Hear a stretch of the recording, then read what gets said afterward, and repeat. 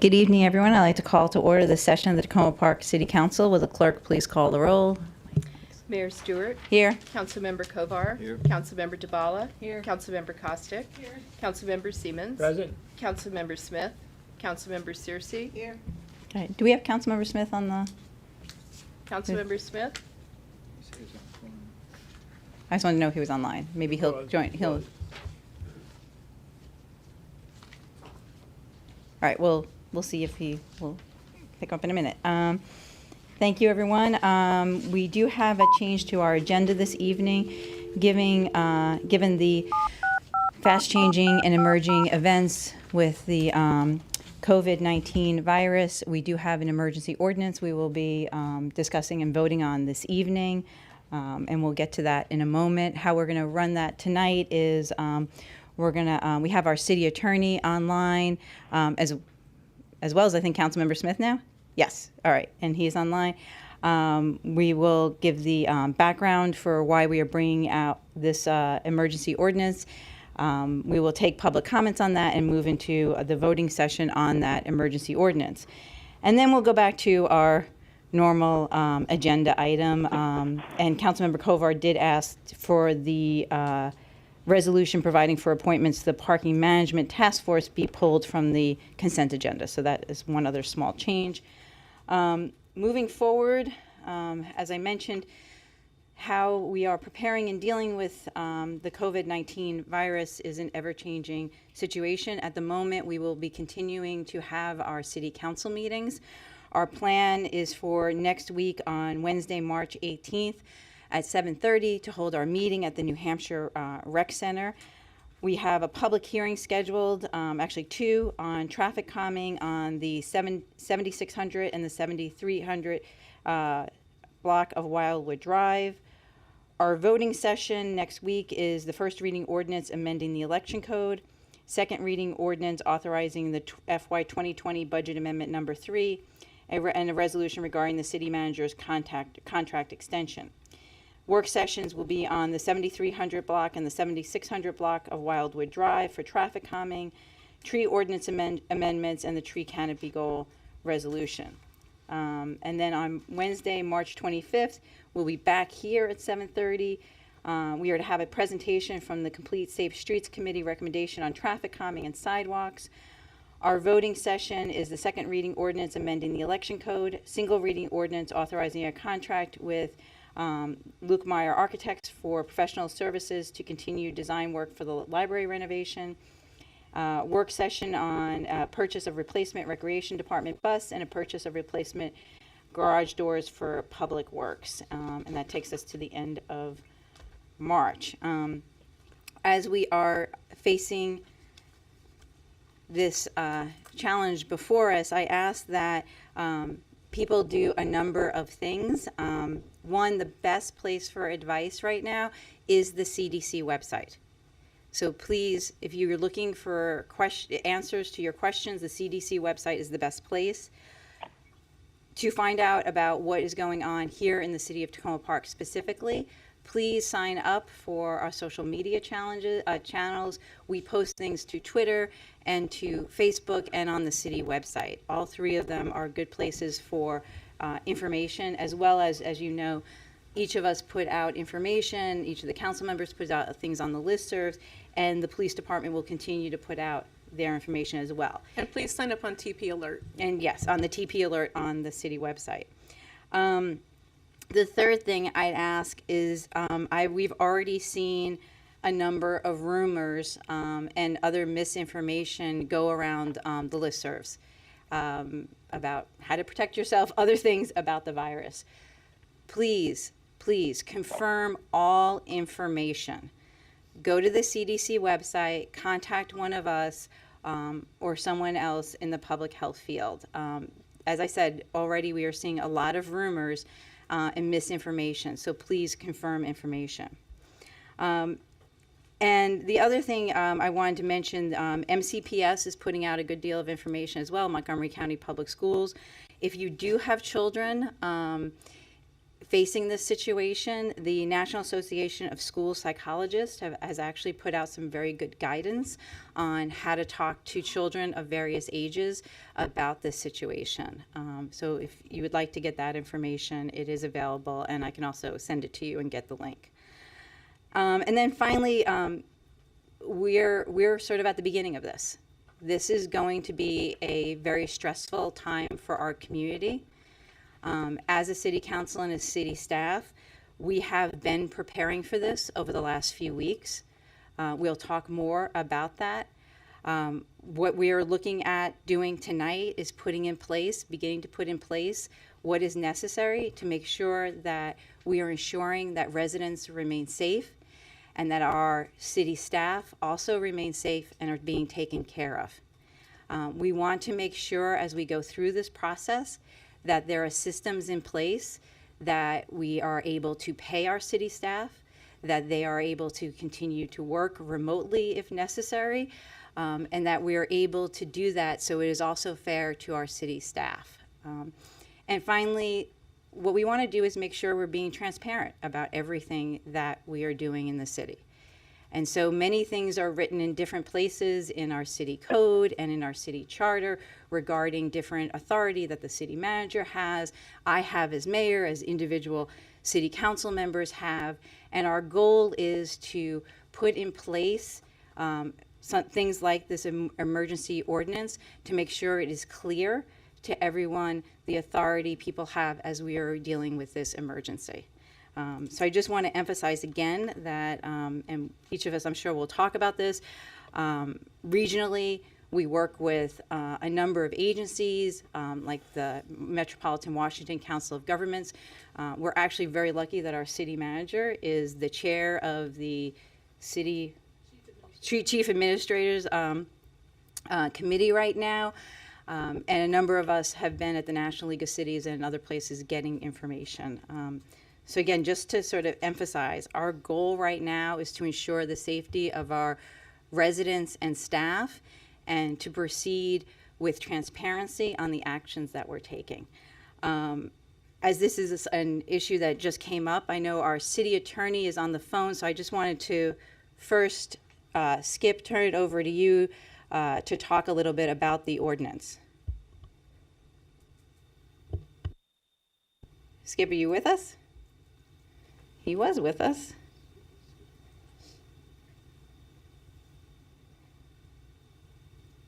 Let's try this again.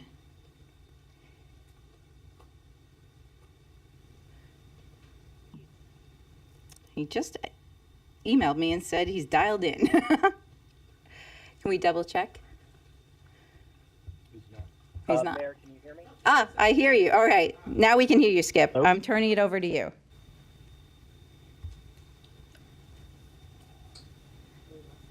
Oh, did we lose you again? Hello? Oh. I think we just heard you, Skip. Go ahead.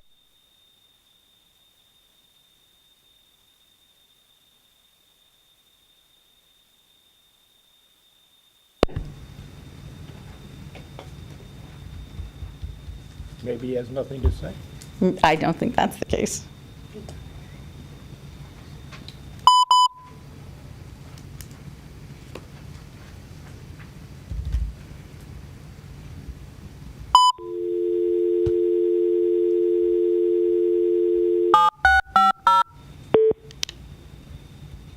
Hello, hello. Oh, great. We can hear you now, Skip. Can you hear us? Yes, Mayor, I can hear you. Okay. I was going to turn it over to you now to give some background on and context for the emergency ordinance. Yes, good evening. Thank you for the opportunity. I think that there's a number of different considerations that go into this ordinance, but primarily I want to stress that this ordinance is drafted so as to act in a worst case scenario. In other words, even though the mayor and council may enact it tonight, its provisions would not necessarily default to the worst case scenario in which the city manager is effectively running the government solely by herself. the mayor and council would still be meeting, but this allows for an evolving situation in which, due to a variety of different circumstances which are beyond the city of Tacoma Park's control, the mayor and council may not be able to meet. The city would have various staffing issues that it cannot predict, various financial considerations that it cannot predict, and the city manager would be able to take appropriate and timely action. I think that it is also important to stress that no new powers are being conferred on the city manager. This is simply clarifying and confirming existing powers that are vested in the city manager in times of emergency. And one of the things that Ms. Ludlow and I discussed when we were contemplating this is the idea that things like we would simply be utilizing principles that are applied in circumstances such as a snow emergency or some other type of weather event in which we would have to extend the ability of the city to respond for a longer period of time. And I also, another point would be we are limited in some respects in terms of how we are able to address these issues utilizing the mayor and council to decide certain matters. And that is because state law requires the mayor and council to meet openly in order to act. So things like the mayor and council convening by telephone to decide something would not necessarily be possible outside of the public eye. So while we are looking at various methodologies to utilize technology to allow the mayor and council to meet, even if they cannot come to town hall, that is not something that is contemplated under state law and the Open Meetings Act.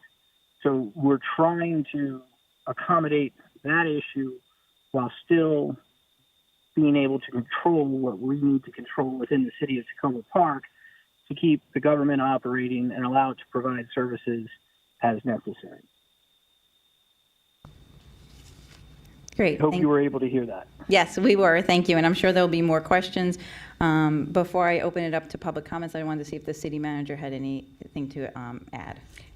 Thank you. The need for this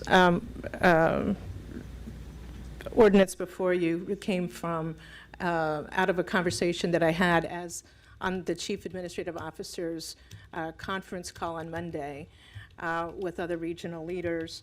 And one of the important requests of us all was to review our emergency powers, how they're written, how the information is communicated to the councils and the public. And when I went to check, there were some provisions in the charter and the code, but they are in disparate places. They're more contemplated towards snow events than public health emergencies. There is the provision in the charter that the mayor is in charge in the case of the governor declaring martial law. I have authority to enter into contracts and purchases. That's the type of thing that we have perhaps after the derecho when we need to contract with debris removal companies to try to clear roads that it's greater than our public works staff can handle. And then there are provisions under emergency regulations and kind of implied in my administrative duties as head of the day-to-day operations of the city.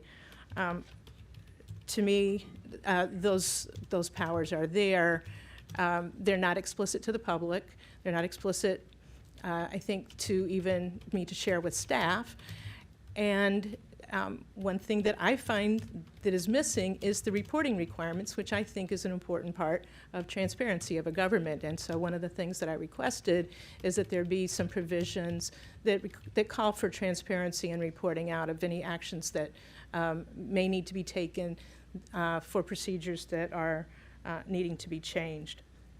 Some of the things that I'm concerned about are the need to have people self-quarantine in terms of staff and to pay them, to have changing schedules, which under the collective bargaining agreements, I have to give 10 days notice before schedules can be changed, unless it's to public safety employees, and this would be for everyone that I may need to change schedules. There's a variety of questions over how do we handle payments, how do we handle hours of buildings, and a variety of things that in this day-to-day changing situation may need to be addressed. I appreciate the language of the ordinance that the city attorney drafted, which puts the kind of the requirement to the extent possible that I stay within the procedures. I certainly want to do that. But where there's a need for a change, to have those communicated. One of the provisions in this ordinance states that I would share that information in writing at least every 2 weeks. I would anticipate that it would be much more often than that. But I also know that there could be interesting problems with communication methods. And so we're trying to do the best we can to do that. I think that, it's always been my intention to be very open with the council and the public about actions. I'd continue to do so, and I appreciate that that's what's written in this ordinance. I'm happy to answer questions, but I know you've got other ways you want to go through this evening. Great. So as we normally do when we have a voting item before us, we first open up for public comments before the city council takes up an item. But we wanted to provide that sort of context since it is an emergency ordinance. So specifically, if anyone has any public comments on the emergency ordinance, please come to the podium now. Hi, I'm Robert Lanza. I live at 7215 Cedar Avenue. Based on a couple of things that came up from the city attorney and what I've heard here already, I don't see anything in this emergency ordinance to indicate when it takes effect. What is the relationship between the city manager and the city council in terms of when this gets implemented? I don't see that anywhere. There's a difference between whether the city council is in session and is able to approve violations of ordinances, et cetera, and when you're not. Understanding that if you are in session and the city manager wants to violate an ordinance or a labor agreement or what have you, you have the opportunity to review and approve that as a specific action, not in general as to, Article 3 says any existing ordinance, labor agreement, et cetera. If you're not in session because there is an emergency, that's a different situation in my view, and that should be explicitly put into this ordinance as to whether you have the ability to approve a violation before it happens, or if you are unable to do so, then there's a specific procedure for that. Otherwise, the way I read this, it really does look like you can implement martial law here. You can have one person actually acting in any capacity whatsoever. That's the way it looks. It looks like the Iraq War resolution. It's got pretty gaping authority here. So I would suggest that you tighten that up to indicate that the council's in session, this happens, council is unable to meet and make decisions, this other thing happens, just so that we clarify when this starts to take effect, when it's implemented. Obviously not in the next 20 minutes, but something will have to happen before this is implemented, and then what does that mean? Those are my comments. Thank you very much. Any other comments?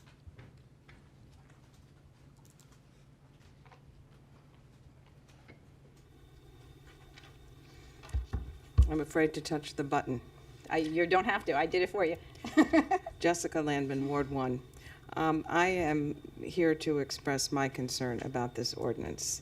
As the city attorney already stated in his comments, ample authority exists in existing ordinances of the city to authorize the city manager to take the actions that are necessary in the event of a Tacoma Park municipal emergency. We have a state government, we have a county government which have police power and safety authorities as well that I think are more appropriate bodies of government to institute martial law type procedures like the ones that are described here. This is a municipal government which has limited responsibilities, but this proposal to set aside all city authorities and hand them over to our unelected city manager is overreach, significant overreach in my estimation.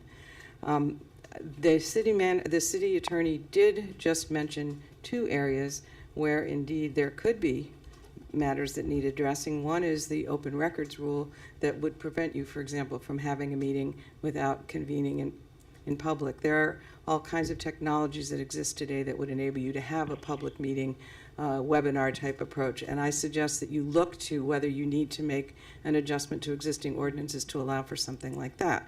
That is a legitimate gap that I think may, require you to take action.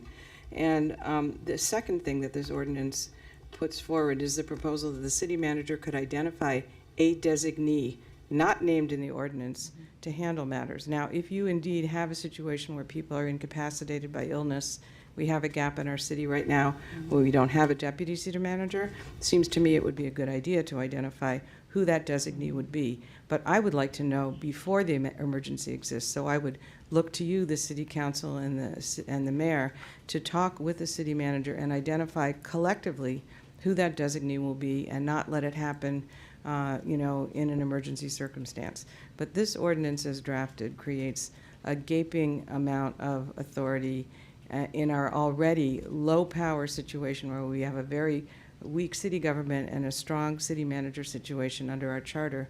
And I don't see any need to take it this much further.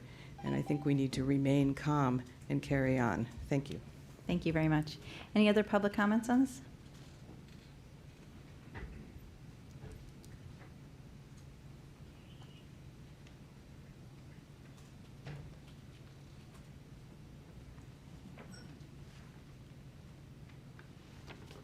Good evening. My name is Cynthia Marielle. However, I'm reading on behalf of Francis Phipps, a resident of Tacoma Park on Holly Avenue.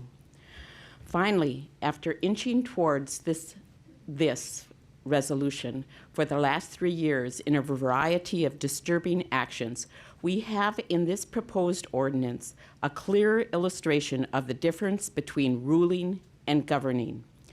The city manager is proposing tonight in a just added agenda item that the council give her unlimited and unreviewed emergency powers for 90 days, a time she may extend at her discretion in order to take actions she thinks are needed related to coronavirus. Enough. The outreach of the recent climate proposals was clearly not enough. Once again, we have a graphic display of assuming a command position with no recognition of constraints. We are not living in an ancient kingdom with an absolute ruler. What powers is she talking about? She can't close the schools. She can't make us wash our hands, which seem to be the only recommendations from the CDC. Without additional powers, she can already allow staff to work from home. She can recommend to the mayor and council that the municipal building be closed to larger gatherings. She can request from the appropriate authorities an ample supply of test kits. If this mayor and this city council even think this is an appropriate ordinance to approve, then for me, November cannot come soon enough. In the event anything needing extraordinary response should occur, I suggest the city manager set up a mayor and council phone tree whereby they can both be informed and provide advice and consent before any action is taken. That is a separation of powers. That is governing. Francis Phipps. Thank you. Any other public comments this evening on this emergency ordinance?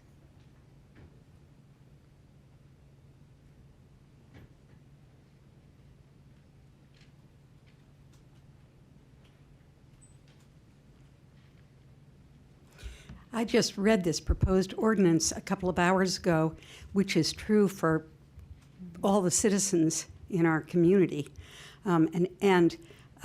Just seeing the reaction of people on the listserv, on my neighborhood listserv, it seems to me that it really would be a gross mistake for the council to vote on this tonight.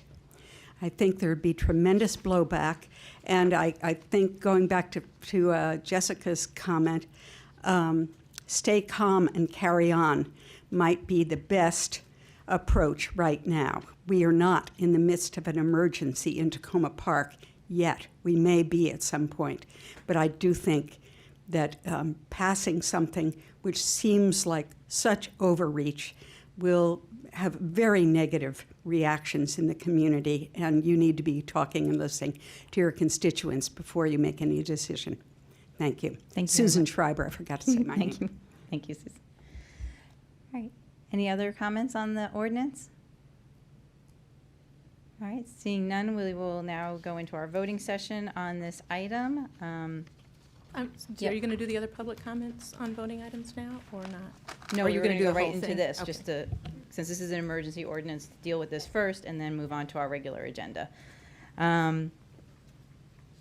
So seeing that, want to double check to make sure our city attorney is still on the line. And if you wanted to address particularly the question that was asked about when this would take effect and when it would get implemented. Yes, ma'am. I am still on the line. I'm happy to address a couple of things. So the very first line of Section 1 indicates that that the ordinance will become effective upon enactment. So that is pretty clear. I also want to point out that the ordinance has a self-executing sunset provision that is contingent upon a couple of things. It could be 90 days, or it could be the state of emergency that's been declared by Governor Hogan. And I also want to point out that at any point, the mayor and council can modify, rescind, or extend the ordinance. A couple things, a couple more things. I'm sorry, I'm going through my notes here.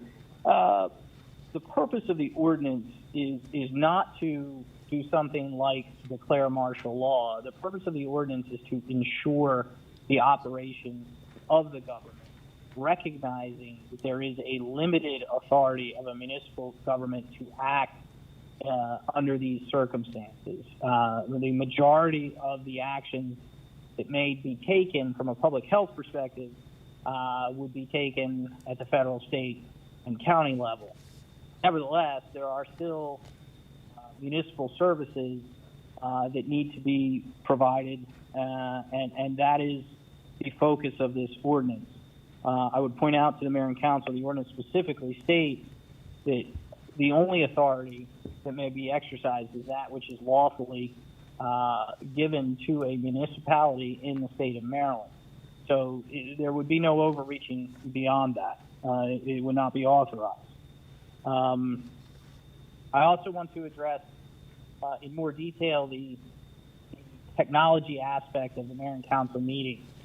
While certainly technology has improved dramatically over the years to include recent years, it has outpaced Maryland's Open Meetings Act. Maryland's Open Meetings Act does not authorize currently any type of remote meeting by an elected body.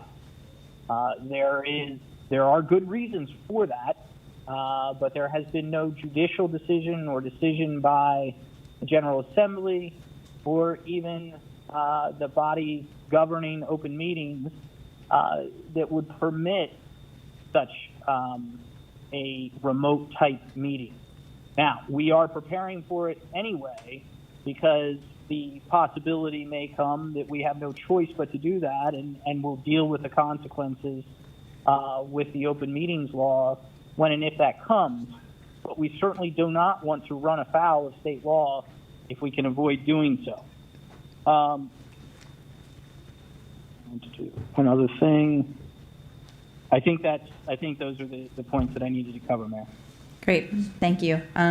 So before, I know there's probably some bigger questions that members of the council may want to ask. Why don't we do that first before getting into specifics of the ordinance? So if there are any council questions? Councilwoman Searcy. So thank you, Skip, for the background. I think one of the things that I do just want to say generally, that although we are a municipality, we still serve a role at a higher level in terms of coordination. That would involve coordination with county, coordination with state, coordination with schools.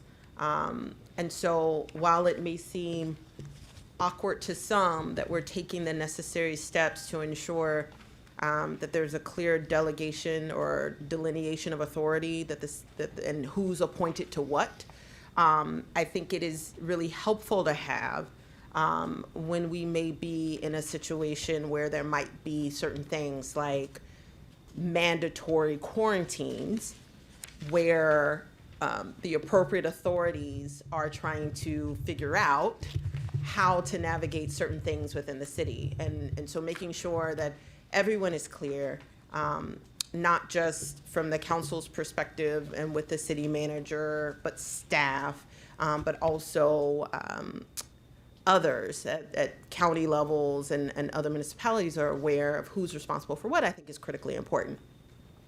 One thing I will say is in my initial read, I wasn't 100% clear on what was what you were responsible for. The staff seemed really clear to me, making sure that you could establish the necessary and kind of be more fluid with telework policies, making sure that you're able to pay bills in a timely way. If we're not able to meet in an official capacity, makes perfect sense to me. So I think that there's some language that we might be able to add that would make it a little clearer to some reading what we're talking about here. I could see how some could walk away with thinking that this is like a carte blanche kind of thing, but I know it's not. It's really, that's not the purpose, it's not the intent. But it is important for us to have in one place, kind of in a weird way, who's on third. And I think that that's what this resolution is trying to do, and I think it's important for us to do that.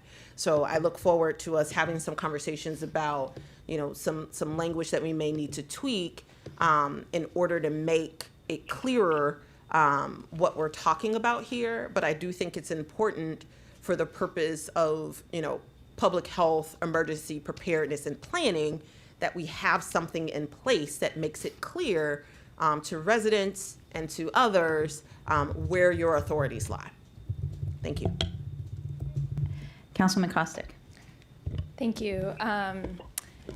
Yeah, I want to echo a little bit of what Councilmember Searcy said, and I think it is really important that we take some action now to be sure that we're prepared when we do have to take more substantial actions, and I really appreciate that you've taken the time to go through and look at what provisions we have now and what we need to develop. One of the questions I had was with regard to what this would allow you to do if if this is adopted, what this would allow you to do that is beyond the scope of related to specific COVID response. So I know some of the concerns I've heard is that this is sort of a carte blanche ordinance, and let's say you want to just go ahead and make parking changes that are sort of not directly related to coronavirus or something like that. What provisions are there for sort of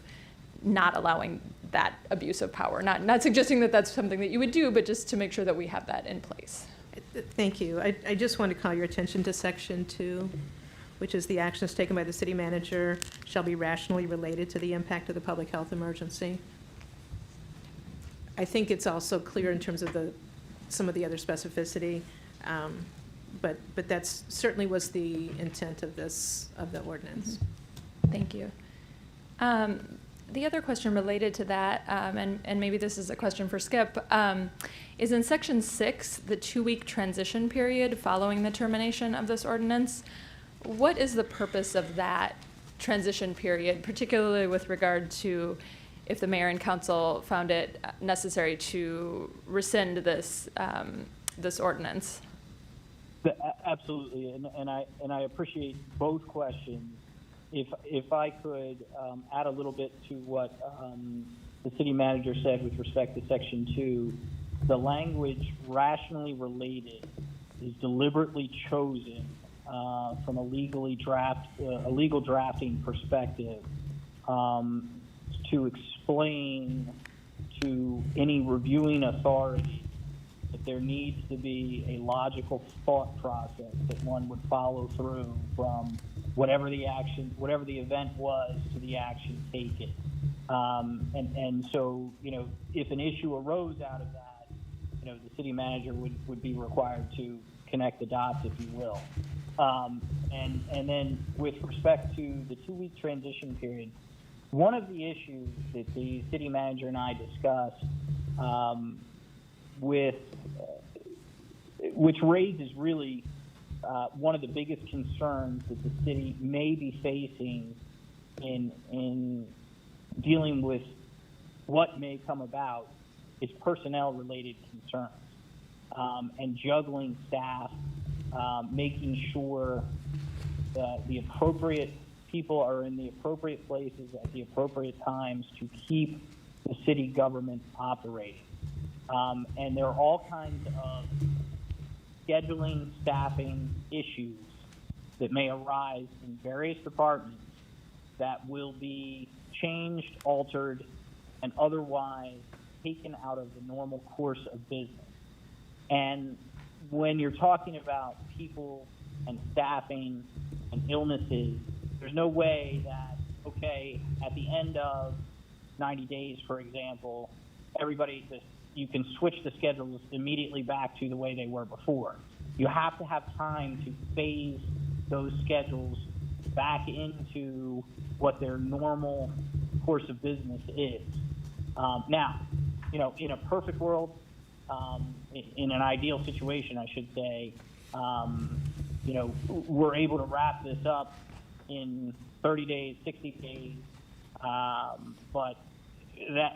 so we've got another 30 days to plan for how we're going to phase out the emergency scheduling and get everybody back to normal, assuming we're fully staffed at that point. But we had to be able to prepare. We tried to build something in to allow for a little bit of overlap. Certainly, if it's unnecessary at the time, either the city manager won't utilize those 2 weeks, or the mayor and council can modify the emergency ordinance so that those 2 weeks go away. Thank you very much. Councilwoman DeBala. Thank you. Thank you, Skip, for preparing this, and I wish we didn't have to consider it, but I think we do.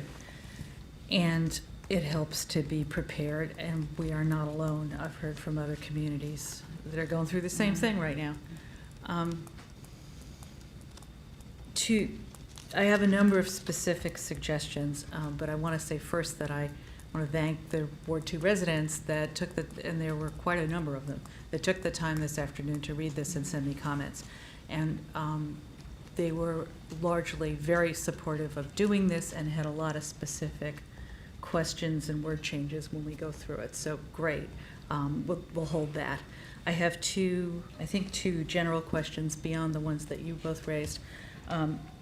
Is there, this is for Skip, is there any way to, following up on the point that some things are more applicable if council is in session and some are more applicable if not, is there any way to build that into this in some way for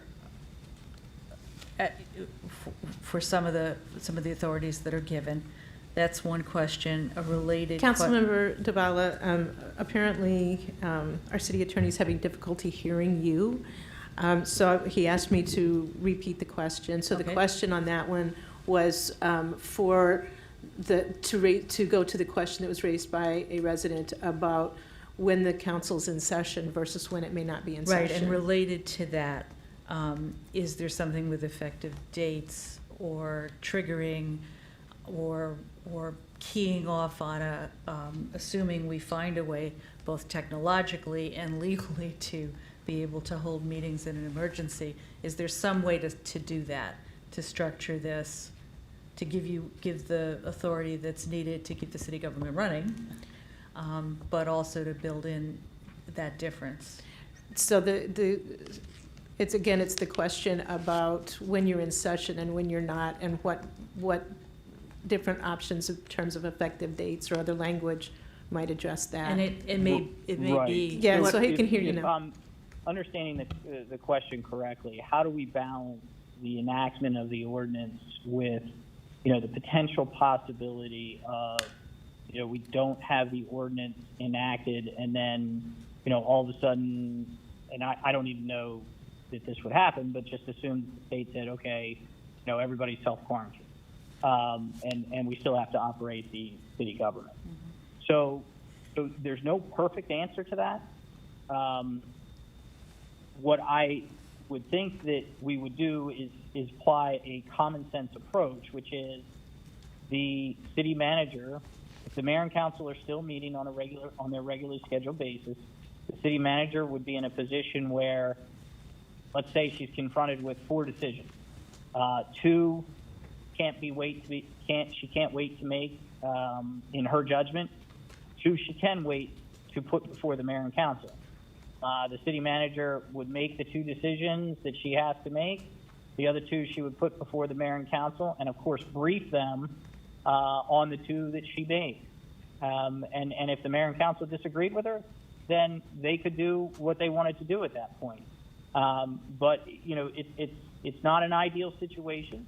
But I don't think that you want to be in a situation either in which you don't have the ability for this self-executing plan to go into place if we're in a situation where the mayor and council can't meet and then put the ordinance into effect. That's the best answer I think I can give to that question. Thank you.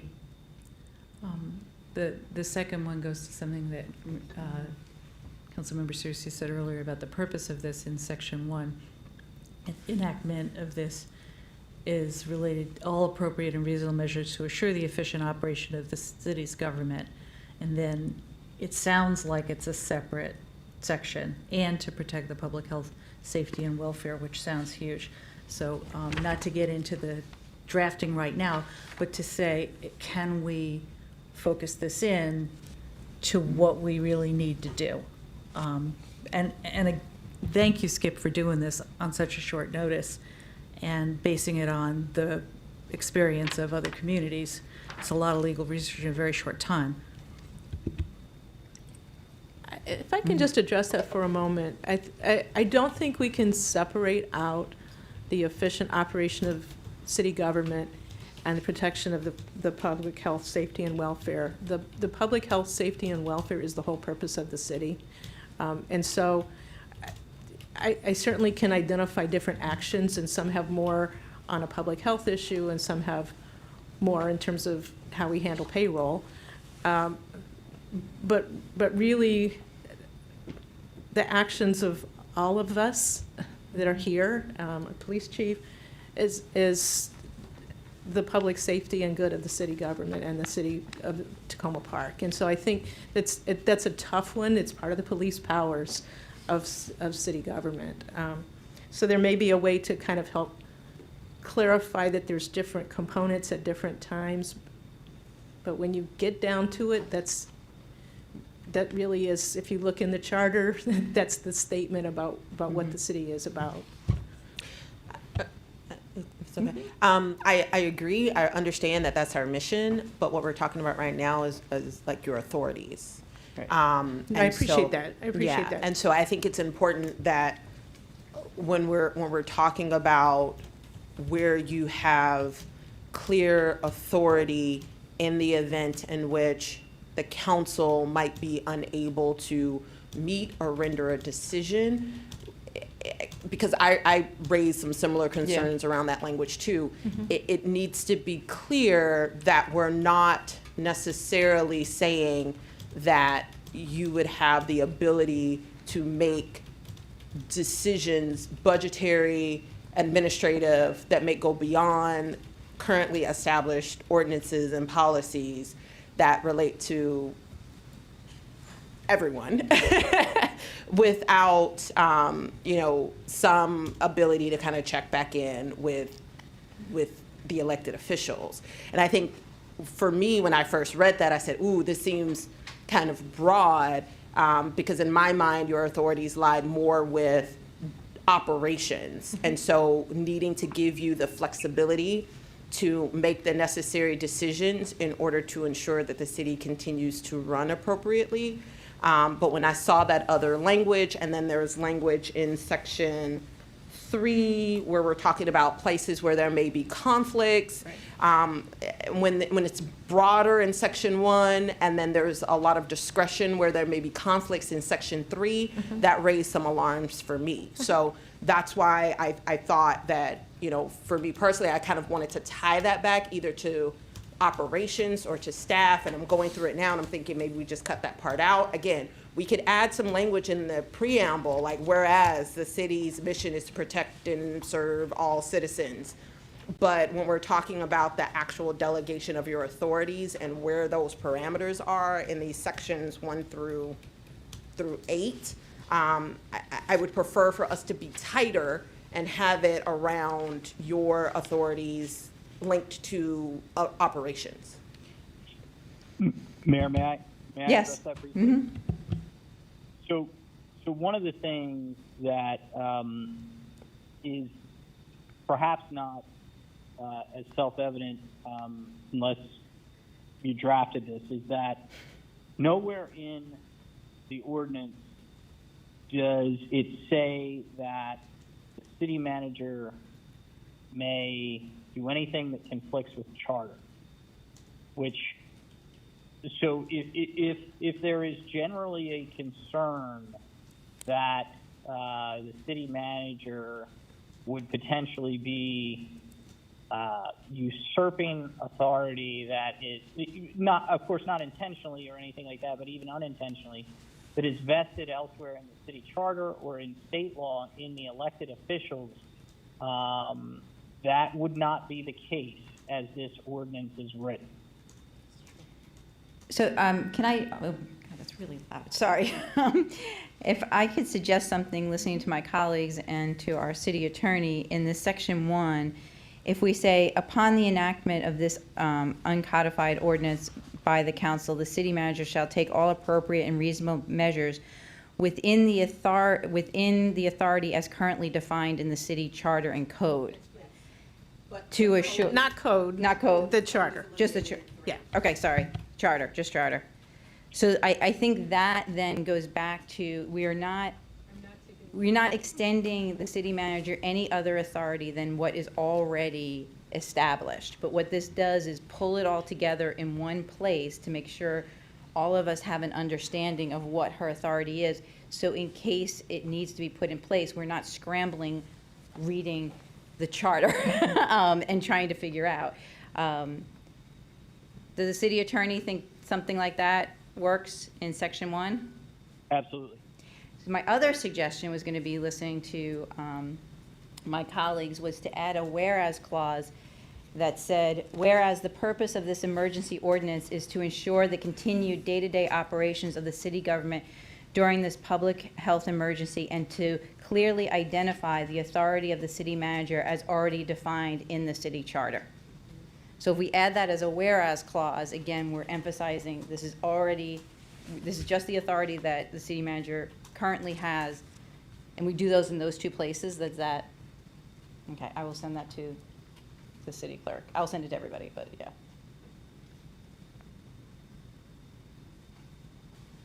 I actually appreciate that very much. I think that's very helpful. Councilman DeBala, are you? Are we up to suggestions or? I think I was going to go to Councilmember Kovar first and for big picture things, and then, yeah. Big picture?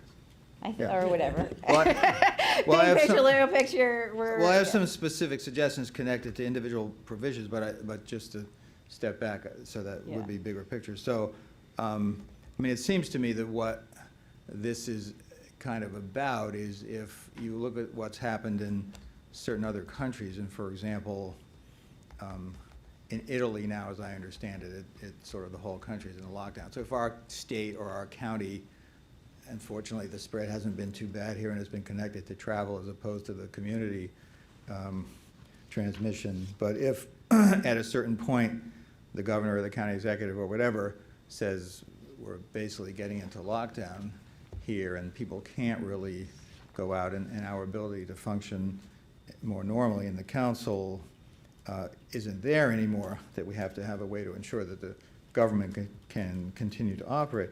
And, you know, what's challenging about that is we can't know exactly when something like that might occur. And so I don't think that we have the ability to say, well, we'll wait until that happens and then we'll take the necessary steps to the extent that they're necessary. So to me, it's not martial law as much as trying to set up a situation where we're ready if something like that happens. But that gets back to one of the earlier comments, and I think it was Mr. Lanza said, when does this kick in?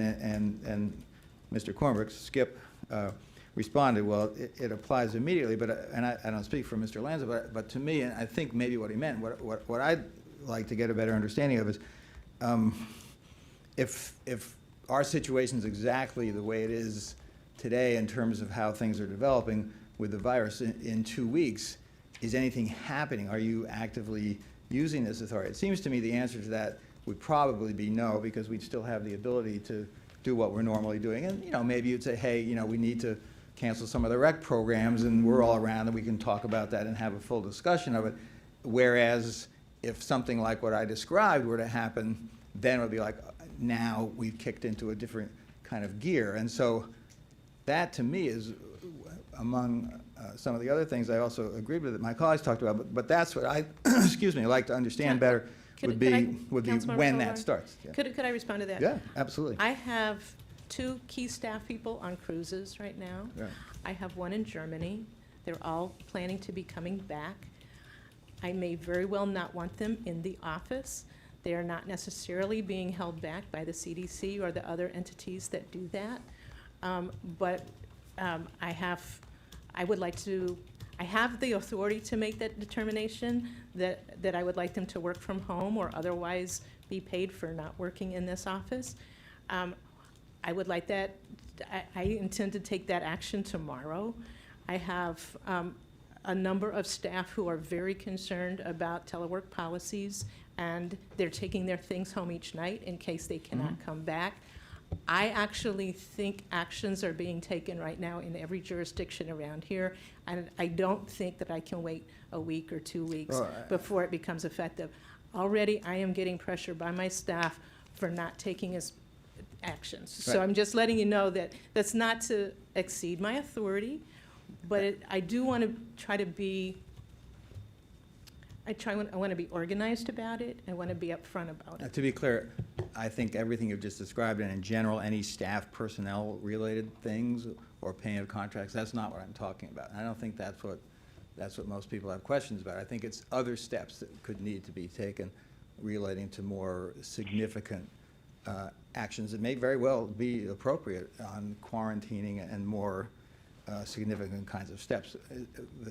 The kinds of things you've just described in personnel, I don't think anyone up here would have a problem with that. I think what we're trying to understand, or what I'm trying to understand anyway, is more significant things that go beyond that sort of basic operational capacity. We don't even have any involvement in staffing decisions up here anyway, so I wouldn't expect us to even necessarily need to be consulted on that other than just informed, because For that's example, something you have control we have over. two collective bargaining agreements that the council has approved. Right, And they include provisions right. that we follow, and we're very careful about it. And there are some management right provisions in those collective bargaining agreements. I think the staff and the leadership of the two unions would be trying to work with me to have exceptions made.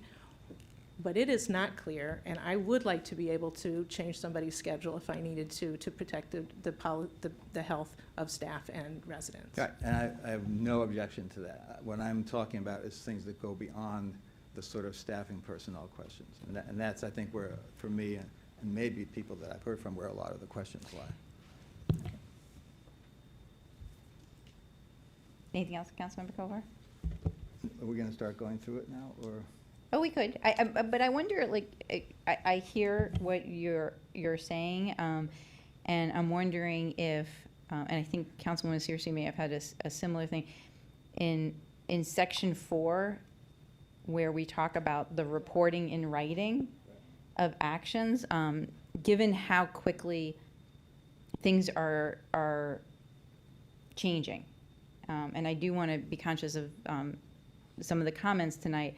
And I spoke to our city attorney about this today as we've been working on these things the last couple of weeks. I honestly did not think we were going to have this as an emergency ordinance tonight. I thought we had another, as things were tracking, another week and a half so that we could put these things in place. Things dramatically changed, and actually all of us were together at the National League of Cities on Monday.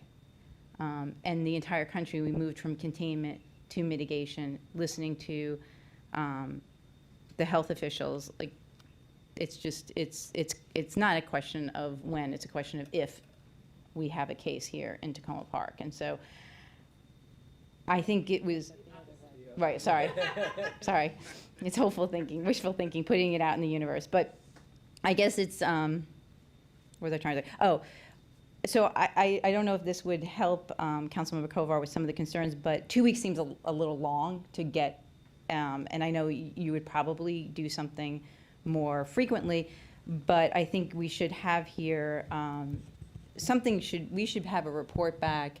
I mean, I would actually, if we're in an emergency situation, like every 2 days or something. I generally report to you Right. every day if there's an emergency. And I'd like it written in here like every 2 days, because if I'm hoping everyone stays healthy here and we can continue working together.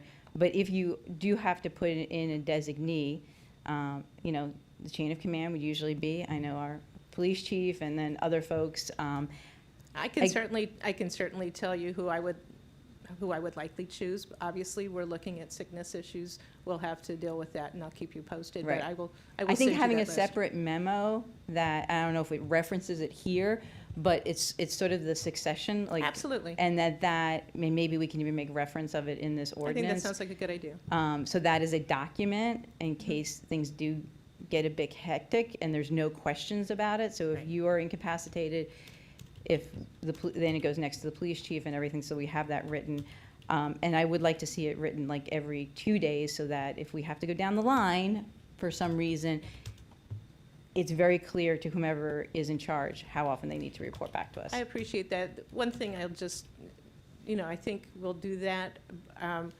I do not know what different implications could happen, but there could be a technology problem Right. that I can't actually transmit that information to you, but I would be documenting it as best I can. And Right. I'm happy to do it. Yeah. Like I said, every day or every other day is fine. Okay. Can I add to that? One of the bits of wording I was thinking with regard to that was, and if 2 days is the appropriate amount of time, that's good for me. Every 2 days as possible, but no less than every 2 weeks. Mm-hmm. I would like to add I would that. even make, Eddie would make it as soon as possible, or as soon as reasonable? So every 2 days or as soon as reasonable? Is that what you meant? As soon as possible. Or as soon as Somewhere in possible? there. I I wanted think But the to word- get it as soon as you I can. think the word is practicable. As, As soon as Okay. practicable. as soon as practicable, I It's a want it as Fed soon as you thing. can, but but within reason. not more than 2 weeks. Well, Okay. Are we still saying 2 days is the, what Yes. we're shooting for? Yeah. okay. And it can be one sentence, but I would like to add in here, including the rationale, referring back up to where, what the city attorney said, that all these actions shall be rationally related to. So it could, I would like to have that be part of, So we can say regarding the action taken and rationale. yeah. Okay.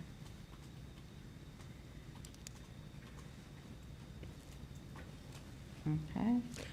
I just have one other minor thing.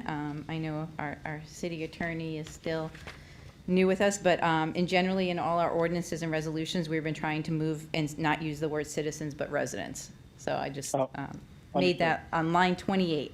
It's a small thing. But not too small, but very important.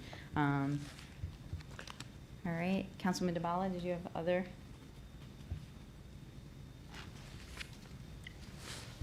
Give me a moment. Well, reporting was one, in the whereases, it talks about budget and spending. And do we need to say that? So that's a separate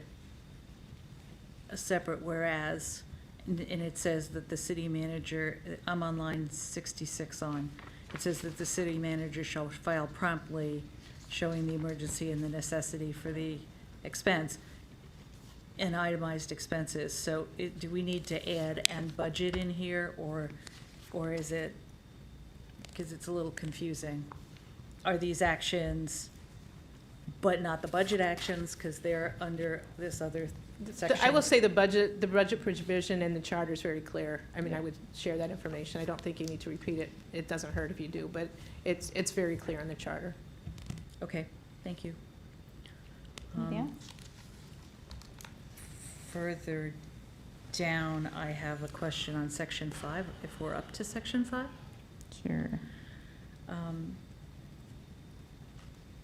The resident's question was, shall terminate on the 90th day or whenever the state's state of emergency is over, whichever is later. I think the question was, why would you go 90 days if the state emergency is over in 10 or 45? And I think there's a way to rephrase that so that it goes 90 days and gets renewed if there's still a state of emergency. Is the city attorney still with us? Did you hear that question? No, I, for whatever reason, I have a hard time hearing that side of the dais. I could not hear the question. The question had to do with the section 5, the uncodified ordinance shall terminate on the 90th day or on the day that the governor declares the state of emergency in Maryland has ended, whichever is later. And the question was, could you give a rationale for that wording? The rationale for the 90 days? No, that wasn't.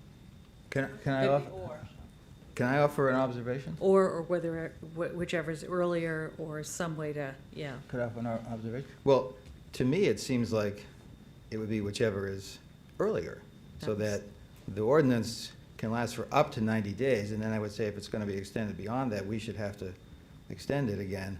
But that if let's assume, just to be optimistic, the emergency were to end in 35 days, and then you would have a 2-week phase out after that under the later provision as we discussed, which I think seems appropriate. But at that point, there's no reason to have it for the full 90 days. If the emergency lasts the full 90 days, then it lasts the full 90 days. But I can speak to that, though. So the state of emergency for Maryland My understanding is primarily so that the governor can have access to certain funds that he wouldn't otherwise be able to have access to. It doesn't necessarily mean that the health emergency is over. The 90 days was to give a sunset provision to this. If the pandemic continues really badly, you may not be able to meet within 90 days to extend it. So that was part of the reason for the language. You have the right at any time to end this ordinance. Right, I guess I'm just saying, I don't see why we would extend it, set it in motion to be extended for a period. It could be, you know, several months or a couple of months after that's ended. I don't know if others agree. No, I think I'm having a hard time understanding. Well, I don't see, it may be that the 90 days, it'll last way more than 90 days, in which case, okay, then it doesn't matter, and we continue on. Or maybe there's a way to have it be extended automatically in the event that there is a continuation. But if the emergency ends earlier, I don't see why we would have the 90 days. That's what I'm saying. So your concern is if the state of emergency ends, but the health for little e emergency, the health crisis continues. Well, the governor's not going to say there's no emergency if the health crisis continues, right? That would be my view. I but would was just say asking that one of the city things that manager. was very clear on my, on the conference call on Monday was that declarations of states of emergency are done for different purposes. And so we do have to recognize that it's not just to say, oh, we're in an emergency. It's to allocate, it's to have access to certain provisions. So that was I'm not going to fight hard on this, but I'm just letting you know that that was, the thinking of that is that what the governor needs in a state of emergency may not be what is appropriate and applies to a health emergency. The 90 days was to, if everything ended and it could at least, there was a very term limited part to this, but again, the council can end it at any point. Great. Skip, do you have any viewpoints on this from other? Yeah, and I have to say that the transmission is getting progressively worse, so I had a hard time hearing all of the conversation, but I'll give you my thoughts on what I heard, which is, you know, there's no way we could predict an accurate time period with any precision with respect to the sunset aspect of this. We tried to build in as much flexibility as possible and to allow the ordinance to continue if need be, but to have a self-executing provision for it to end and or allow the mayor and council, and you'll note in Section 8, the mayor and council may rescind, modify, or extend this uncodified ordinance by a majority vote of those present. So if at any point, you know, the pandemic becomes a non-issue, the mayor and council show up, say 75 days into it and say, we don't need this anymore, and that's the end of it. The thinking that the city manager expressed is I agreed with, and that's how we drafted Section 5. Okay. Staying on Section 5, do other people have any? My comment is just, I don't think we would want that to say whichever is earlier, because I wouldn't want us to be in a situation where ours terminated and the state of emergency continued for the state, and we weren't able to meet for whatever reason to reenact this. I think we would want it to continue. Yeah, I don't think it would be earlier either. So I'm trying, Councilmember Kovar, I'm still trying to understand the. Well, the concern is that you have an open-ended granting of authority past the point when it's needed, and I don't know. But it says here we can terminate at any point. Well, if we're able to meet and so on, and I guess that gets to the question of, you know. But isn't the point of having this is because if we Right, can't meet, we right. want it to Right, be in place? right. No, I'm really like asking. Well, I mean, you know, we're all trying to figure that out because we haven't, you know, we're trying to understand exactly how it would work in a complicated situation.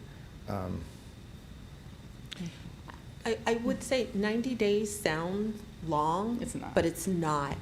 And so by the time, you know, something like this is enacted during that first 90 days, it is really about just making sure things are in place and everyone understands the rules. That's your first 30.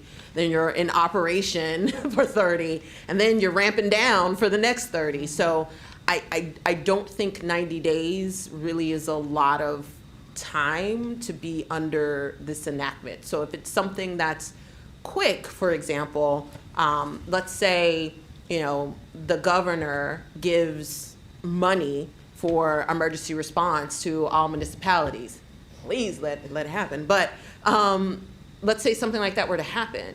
You would still have requirements. Even let's say the emergency ends in day 60, but you still have requirements and reporting requirements and things that you would need to ramp down, which rightfully you could use that last 30 days to make sure that you've appropriated whatever dollars you might have received. So it's going to take time, and so 90 days really isn't a lot of time to ramp up and shut down. So I would just say, I know I get your concern, but in my mind, 90 days isn't a lot of time. If we're just, because we're really talking about that first 90 days of things cut off before Right. that 90 days ends. So I just have two other questions. What I think isn't in this that would be beneficial to have in this is, and I'd be interested to see what the city manager has to say about it, is how we would potentially be coordinating with the county and the state. So in other words, the likelihood is, I think anyway, the county or the state would say, we want everybody to do these things, right, to respond, and then we'd take certain steps based on that. But in a lot of cases, we'll be getting guidance from them, right? So, Right, standard operations Yeah. for all of our that's our whole emergency operations plan is part of that system. We've, you know, we function under the health department of the county. If the county declares something, we're subject to that. Any kind of coordination with police, we do all the time. We would defer to the fire department on many of the health responses.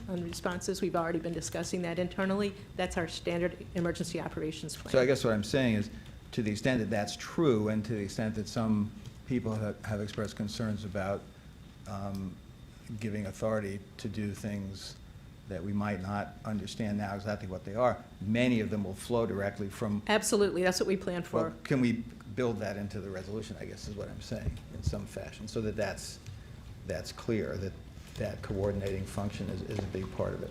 So are you suggesting that in, somewhere in the whereases, we refer back to the Well, no, in the emergent, resolve clause, I think. that we refer back to the emergency operations plan we already have, which I think makes sense. But I would say put it in the resolve clause, not in the whereas clause. Well, I guess I just want to be careful of like, Not That saying- would, the that would be purpose over, of that would this- be overstepping. Not saying that that's Yeah, all there that's is, but that, overstepping. well, I guess I'm trying to understand the purpose of, we're doing this so quickly tonight to make sure that our city government day-to-day operations are able to function, and the authority And that we can vested collaborate. in the city manager under our charter is all in one place. This is not a resolution or an ordinance to say, what are we doing to combat the whatever the heck it's called? Coronavirus. The virus. COVID-19.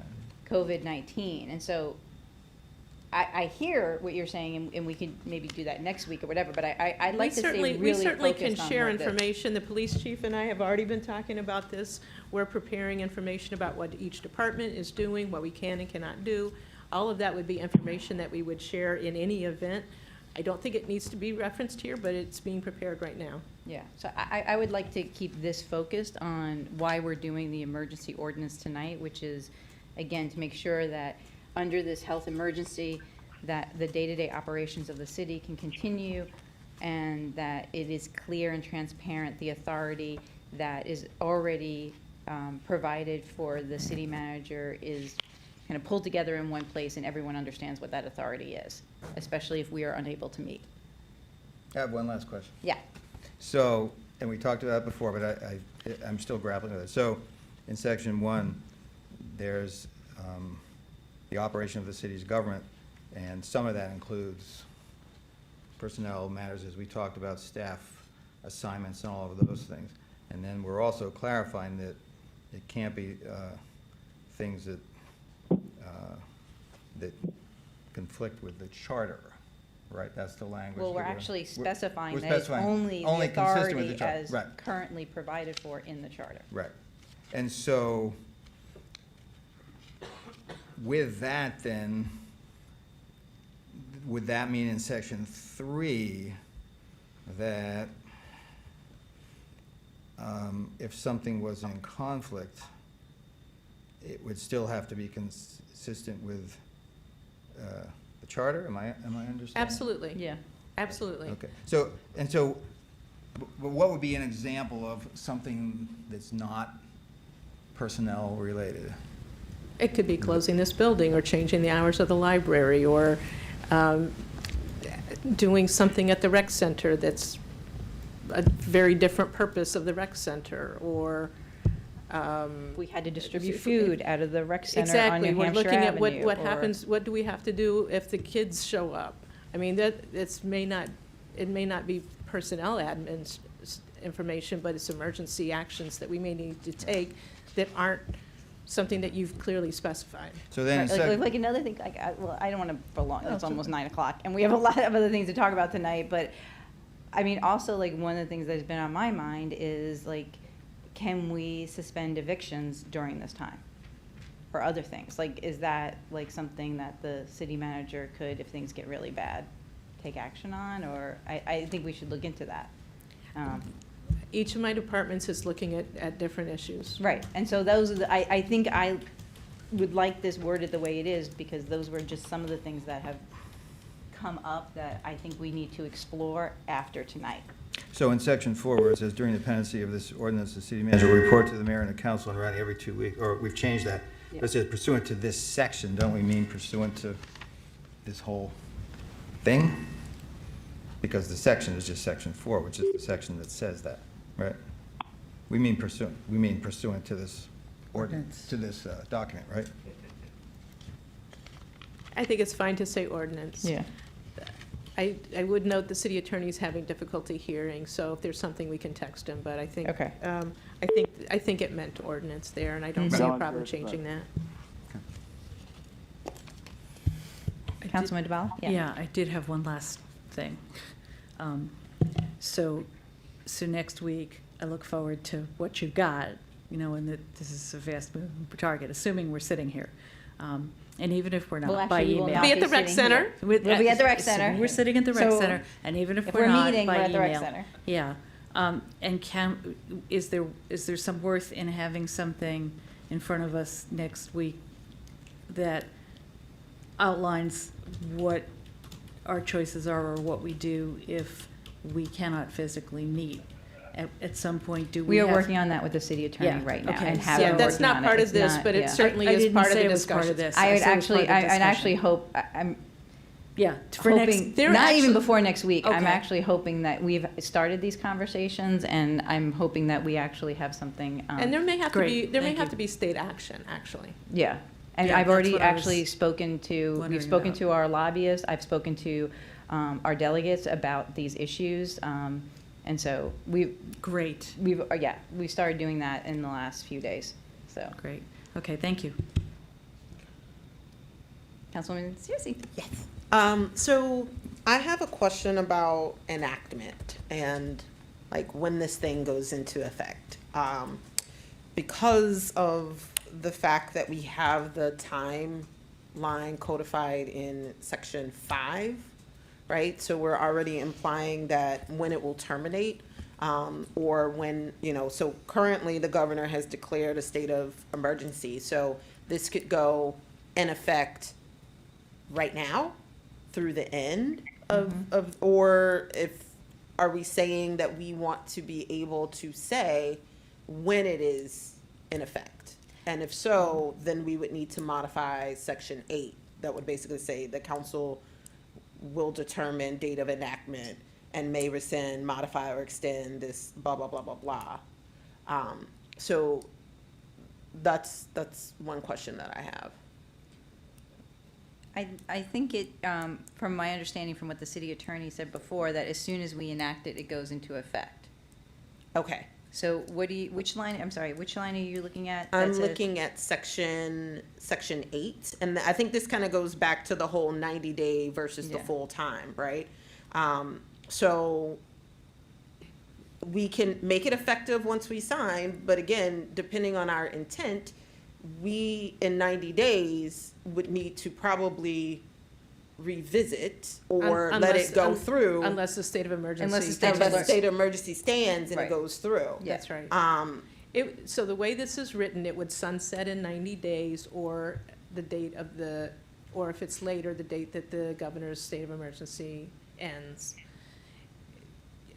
Or when you decide to take an To take it action. off. Yeah. That's Okay.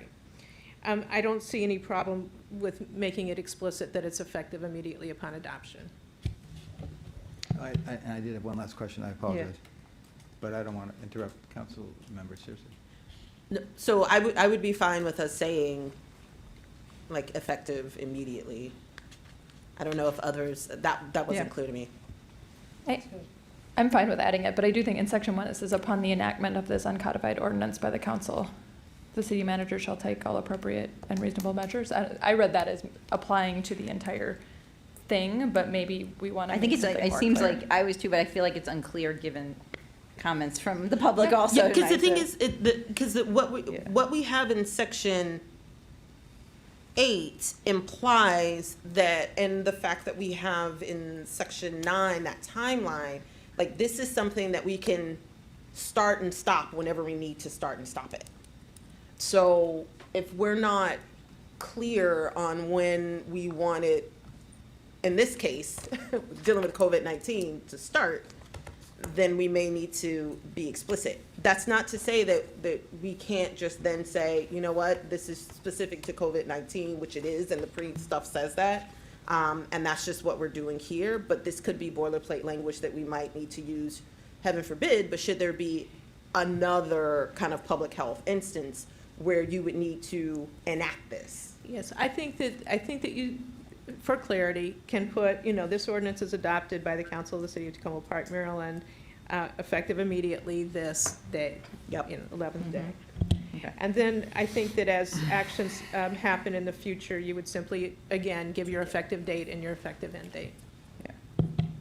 Okay, great. So the one last question was, I'm sorry, okay. oh, I'm sorry. No, Go go ahead. ahead. No, I want your last question, so. I've talked enough for now, you go. You go. All right. We were all elected to exert some authority over the city government here. And some of the concern that I heard from tonight's public comments was the concern that we were abdicating our authority. And I'm uncomfortable that I haven't heard a good answer to that. We say that, okay, this starts as soon as we enact this, but it doesn't say anything about that the council should be consulted before any of these actions take place, as long as we are able to meet and make decisions. I can see where there is a need for us to give extended authority to the city manager when we are unable to meet or have discussions about this. And I leave it to the city attorney to decide whether we're able to still participate in this decision-making process through electronic means when we're unable to meet as a body here at the City Hall. But I think it doesn't say in here at this time that this council still participates in this decision-making process until such time as we cannot do that. And then, obviously, we want the city manager to be making those decisions and not sitting there going, well, they didn't tell me what to do.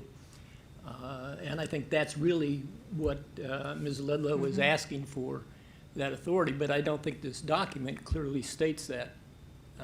And I support it if we can word it right.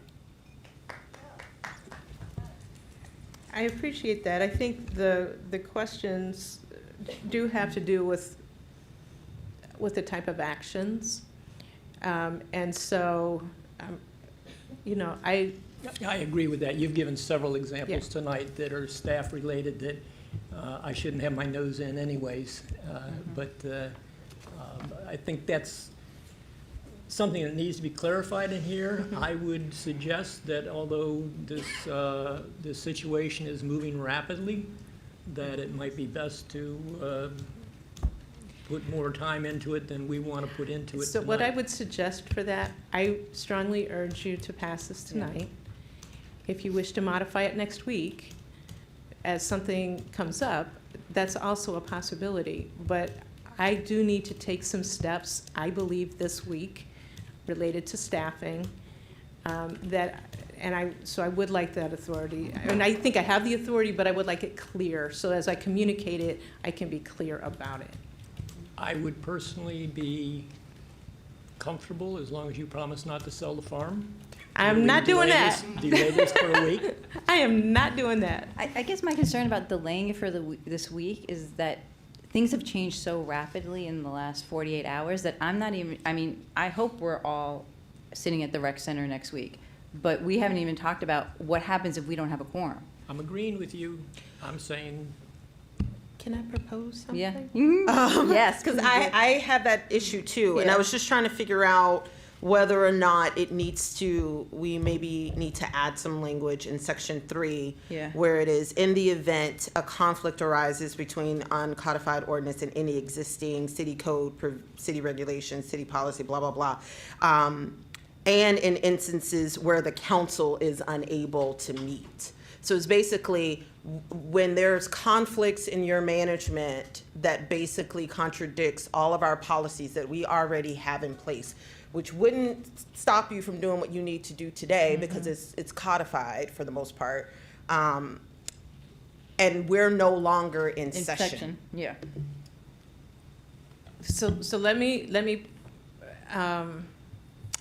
suggest, as you're thinking of language, I would like to be able to take some action that's in contract, that is contrary to the provisions of our collective bargaining agreements about notice of schedules and that kind of thing this week.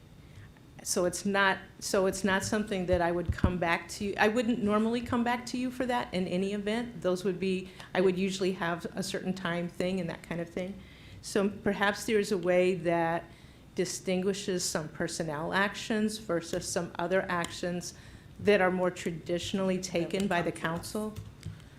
So I just want to, what I am struggling with at the moment are primarily the personnel issues. The secondarily, it's how we have meetings and that kind of thing. That's why I think it might be a whole nother section. We need to, The other thing I was thinking was, instead of that, maybe adding "and consult with council when possible" into section 3. Does that resolve the concerns? except that I want it to be clear that it's mandatory that. Well, I think it would say in the event that a conflict arises between this uncodified ordinance and any existing city code provision, city regulation, city policy, city labor contract, or city personnel manual, the city manager shall attempt to give effect to both provisions and consult with council when possible. But in the event that that is not possible, this uncodified ordinance shall control. And I would also ask the city attorney to advise the council on what alternative ways of doing that might be other than a council meeting.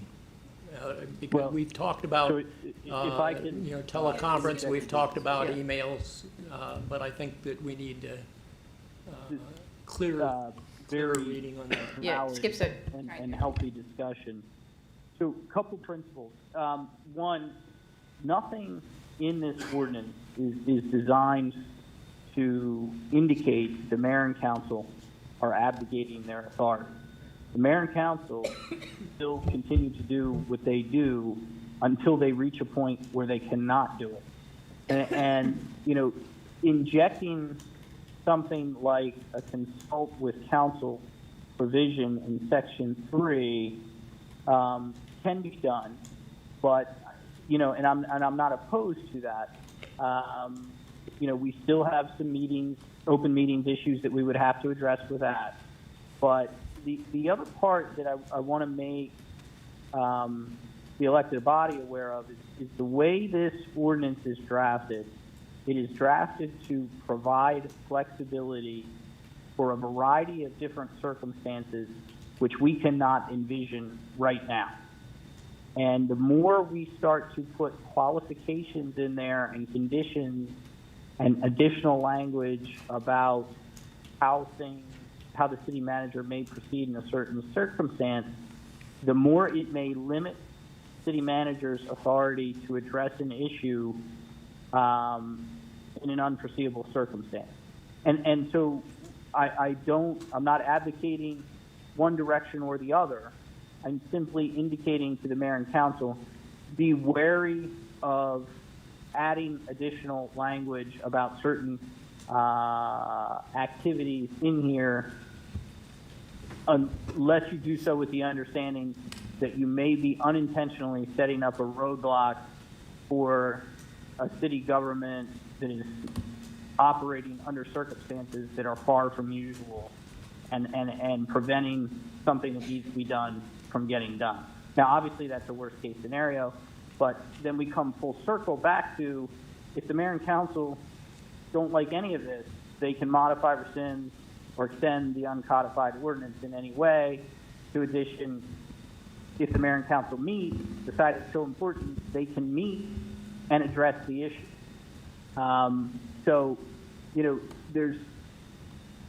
I understand the quest for certainty, but I question whether you're going to be able to get where you want to go and still provide the needed flexibility, just from a legal drafting perspective. Yes, I thank you for that. For one thing, just want to make clear that when I ask for you to provide the council with some guidance on other flexibility in how we might consult with the city manager if we're not in session, I meant as a side document that is not part of this resolution or ordinance. So if we... I'm sorry, I'm having a hard time hearing, so if I interrupt you, I apologize. If I understand the question correctly, there is no bar to consulting with the city manager. And one of the recommended ways that you can do that is in something less than a quorum via email. For example, council member A can copy the mayor and on a communication to the city manager and, whoever else needs to be involved in it. That way, there isn't a group email with a meeting taking place that would then violate the Open Meetings Act. Right, just any guidance you can give us on that, but that's a separate issue from this resolution. So I wonder, if we added a new section 4, so after section 3, so for the moment, leave section 3 the way it's written here, that said, while the city council is able to meet in regular session, the city manager will consult or notify the council on actions taken. Does that get at what, it may not be, I was trying to get at some of the words, Councilwoman Costick, you had in section 3, but try and pull it out its own. The notifying, that seems to go against what we say regarding the regular reporting every 2 days. Yeah, see, I kind of feel like it's, yeah. So, one question I have, Skip, can you hear us?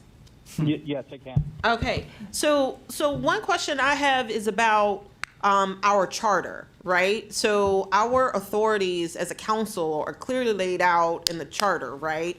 So by adding the language that we were proposing to add in section 1, will that then basically, if we're in session, we adhere to the charter?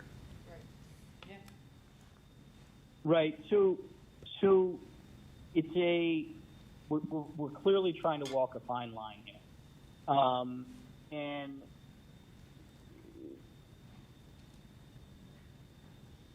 what we are limiting in section 1 with the as defined in the charter language, that would be more on the city manager's activities, not exceeding the scope of the authority that she would be permitted to exercise under the charter which would, essentially mean encroaching on the mayor and council's authority. Nothing in this, as I read it or drafted it, prevents the mayor and council from taking normal actions, assuming all things are equal. So for example, let's say you enact the ordinance tonight, and you're able to meet for the next 3 weeks without any issues. You would still be able to do what you need to do, and there would be very little, practically speaking, activity that the city manager would take under this ordinance, I suspect. And if, again, if the city manager did take action that you disagreed with or were uncomfortable with or just flat out wanted to do another way, you could change it. So then, would we need and I hate to do this, I know, it's 9 o'clock, y'all, I'm sorry. Would it make sense to then make it a whereas clause? So we added one, right? So you sent around some language. I sent around the language of the, About that it clarifies it's within the activities clarified within right. the So city the whereas charter. clause that we added before was, whereas the purpose of the emergency ordinance is to ensure the continued day-to-day operations of the city government during this public health emergency and to clearly identify the authority of the city manager as already defined in the city charter. So would we need to say there or tweak there in the event that the council, I'm just trying to figure out whether or not, because I think it can get confusing. Like if we enact this now, but we're able to keep meeting and keep charging along, you'll be able to do some things, but everything will still, for the most part, operate through the council. So it's not disbanding the council. Except the question though is, I guess, I think that the issue perhaps needs to go back to the language of Section 3, which is that the city manager shall attempt to give effect to the current provisions unless there's a conflict. And so the current provisions are to come to you to go Right. through these processes. I think it's in here. I really think I wouldn't mess with it. So to the extent that I can come to you and go through regular processes, it's what's laid out here. It's what I want to do. But isn't that in effect, based on what Skip said and what Councilmember Siemens said, more of this kicks in if we're unable to meet? That seems to be the Right, and that's reality the of it. point. Right, That's what it says. But we didn't add that, right? But that's why it says, in the event that it's not possible. Right, it's there already. Where are you exactly? In Section 3. If it is not possible to go through the regular processes, then I have authority to do these other versions under the scope of the city charter. No, but I thought in the event that is not possible refers to giving effect to both provisions. Right, and the current provisions are all the code provisions about how you we meet. meet and all that other stuff. How I give you an ordinance to purchase a gas truck, whatever it is. But I guess if Councilmember Siemens' point is just to insert something in there, making clear that that's what that's connected to, if I understood him correctly. That seems in line with what Skip just said, right? Well, I heard what the city attorney was saying. It was be careful about adding language that may inadvertently put restrictions on this. So I think what I heard our city attorney say was more of a caution of how we might amend this. So one point and about Section 3 and the conflict aspect that I inserted in there, that is basically a principle of legal reasoning, drafting, interpretation of any provisions, and it would typically how this scenario would play out is if there was an issue that arose. Whoever it was, whether it was the mayor and council or the city manager, would call me and ask me for an interpretation. But what I am specifically spelling out here, and that's the analysis that I would undertake, is to attempt to give effect to both provisions, but make a decision as to which one has the higher precedent. And in this case, I'm specifically, I've drafted this in such a way so that the city manager specifically has to undertake that analysis, you know, whether it is, hey, this is something that needs to go to the mayor and council because they're still meeting, or I'm going to act under the emergency authority granted here. So it's to hold her to task in going through that analytical process. And of course, you know, she's going to bring it to you because there's a lot of good reasons for her to do that as long as you're able to meet. And she's going to consult with me about the analysis for as long as we're able to do that, because there are a lot of good reasons for her to do that. So I think we're all saying the same thing, and I think the ordinance supports what the mayor and council supports avoiding the issue that the mayor and council are concerned about, which is essentially cutting them out of the loop. Thank you. Councilwoman Costick? If we're wrapped up on that, I have one more thing. Yep. In section 6, I would just like to change the wording at the beginning to say no more than a 2-week transition period. Okay. All right, I'm going to review the changes that we've discussed so far and then ask. Mayor, just one last Yeah. quick question. So in section 8, where it says, maybe we talked about this before and I missed it, a majority vote of those present. So if we can't be present, how does that work? Well, I think that's what That's what, we're dealing with. Go ahead, So Scott. what that language is designed to address is a situation where, you know, a council member is not able to be present, for example, and may be ill. Otherwise, what you don't want to do is, what I did not want to do is draft it in such a way that it could be read that a majority of the existing mayor and council, Yeah. okay. if that makes sense. Yep. Yeah. So in other words, if someone wasn't present, you ended up with a tie vote. I did not want it to be read that way. So if by inserting the language, the majority of those present, if you have a quorum, the majority vote would control.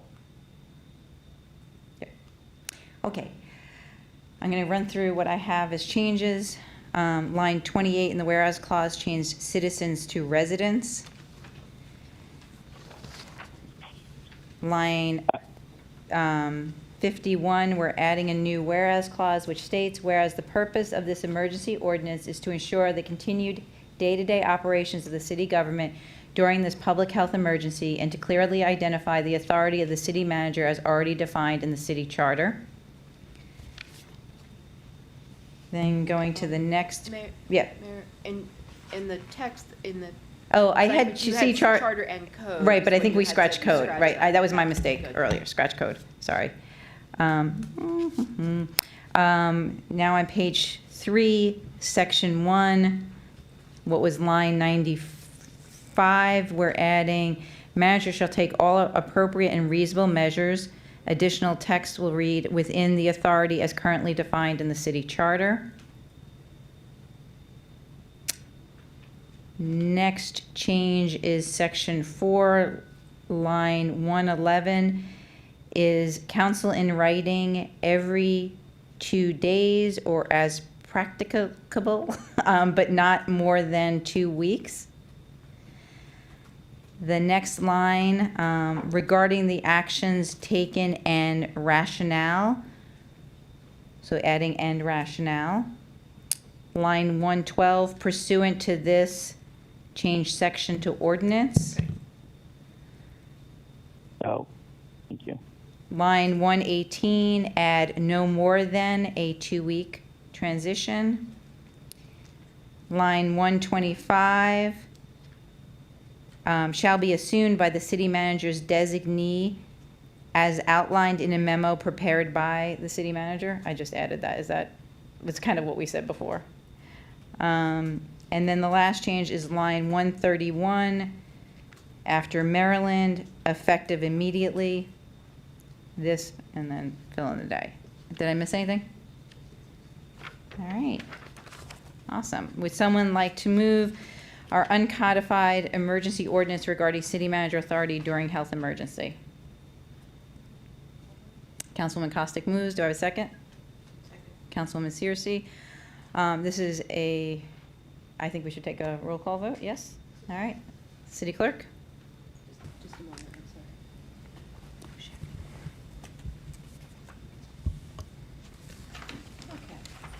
Councilmember Kovar. Aye. Councilmember DeBala. Aye. Councilmember Costick. Councilmember Siemens. Aye. Councilmember Smith, who is absent now. Councilmember Searcy. Aye. Mayor Stewart. Aye. All right. That's it for tonight, huh? No. Now we just go back to our regularly scheduled program. Thank you, everyone. Thank you to the residents who are here tonight, who helped us work through this. Thank you to our city attorney. I hope you get some sleep, because we have a lot more work ahead of us in the next couple of weeks. And I do thank everyone for their input on this and helping us to improve this ordinance. It's not something we thought we were going to have to do a few weeks ago, so. Actually, not even Sunday. I know. I know, it's true. Like, It really is not something. even Sunday we were thinking. So we go this. back to the voting session. We public go back hearings, to, yes. Public comments. Public comments. Our first voting item is a single reading ordinance awarding a contract to the Recreation Center Community Engagement and patiently waiting. So now you get a taste of Tacoma Park. We are, our economic development manager is here. Okay, you're not going to introduce, okay. Thank you. Go ahead, you can introduce yourself and tell us who you are. Awesome. And just, I've been to much worse evening meetings where I've seen people literally fighting, so this is much calmer. Good evening. My name is LaToya Thomas. I am the principal and founder of Brick and Story, which is a DC-based consultancy that focuses on largely storytelling and creative engagement and implementation strategies in the built environment space. So when I talk to people that don't generally work in the built environment space, I try to define what that means just so everyone is on the same page. So I come from the background of urban planning and real estate and architectural design. And so when I talk about the built environment, I generally try to talk about it in two different ways, two different perspectives. Number one is that the built environment really affects how we all live, how we all interact with people, and that's our houses, that's our municipal buildings, that's our parks, our libraries.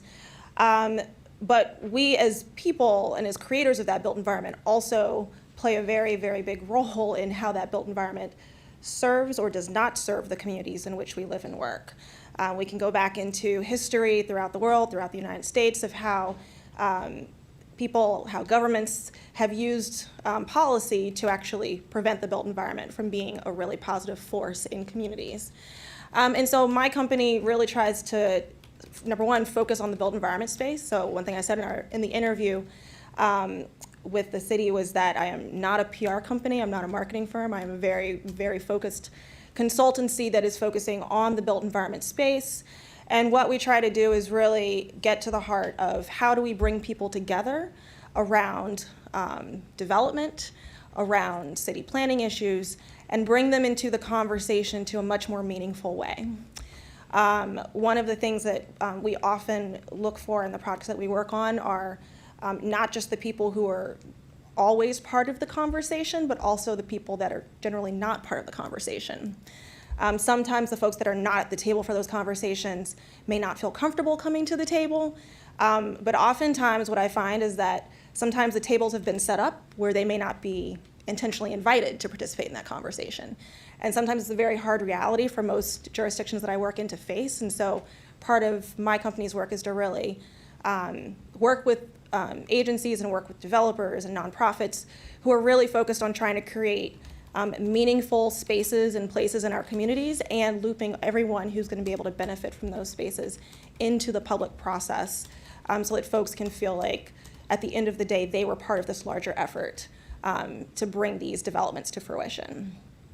I think if there's anything else that I should mention, I'm obviously very excited to be working with all of you. I am, just on a personal note, I am a native Washingtonian. I am from the area. I'm actually very familiar with this building, mostly because I remember when this whole portion got built. I think I was in high school commuting to Montgomery County. So it's really exciting to actually be able to work in Tacoma Park, particularly where you are in this point in time. Particularly to also be able to work with the myriad of demographic groups that you have represented in the city. So with that, I'm happy to take any questions that you might have. Great. Thank you so much. Thank you for coming and sitting through. We're going to move on to other public comments, but any burning questions for, yes. Not a question, but I'm just super excited to have you. I mean, just in 3 minutes, I'm already in love because you've hit on all of the salient issues that we're trying to tackle with our rec center development project. So definitely look forward to working with you and your team as we really try to bring more residents in the city to the table and have a very community-focused and engaged process for thinking through development. So thank you so much. Awesome, thank you. All right. All right. Well, with that, Thank you. thank you. Any other public comments on the single reading ordinance awarding a contract for recreation center community engagement? All right. Seeing none, we'll go to public comments on our other voting items. The other one is a first reading ordinance authorizing the FY 2020 budget amendment number 3. Seeing none, we'll move to the next, which is a resolution providing for an appointment to Board of Elections. And then the resolution providing for an appointment to the Parking Management Task Force. All right. I did. I just said that. That's why I didn't say the consent agenda. I did them. It's okay. Okay, misunderstood. Yeah. Okay, so now we'll move to our voting session. The first is the single reading ordinance awarding a contract for Recreation Center Community Engagement, which we just talked about. Right, well, I brought this up at work session last week. Yep. We really do think this is a good match for this project, and I asked your approval of the recommended firm, Brick and Story. Great. Would someone like to move the single reading ordinance? Councilwoman Searcy moved. Would like a second? Councilwoman Seaman second. Any questions or comments on this?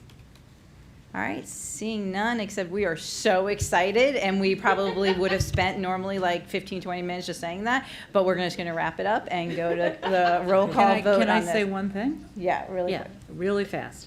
So assuming that we vote to approve this, what would be one of the first things you're going to do in Tacoma Park?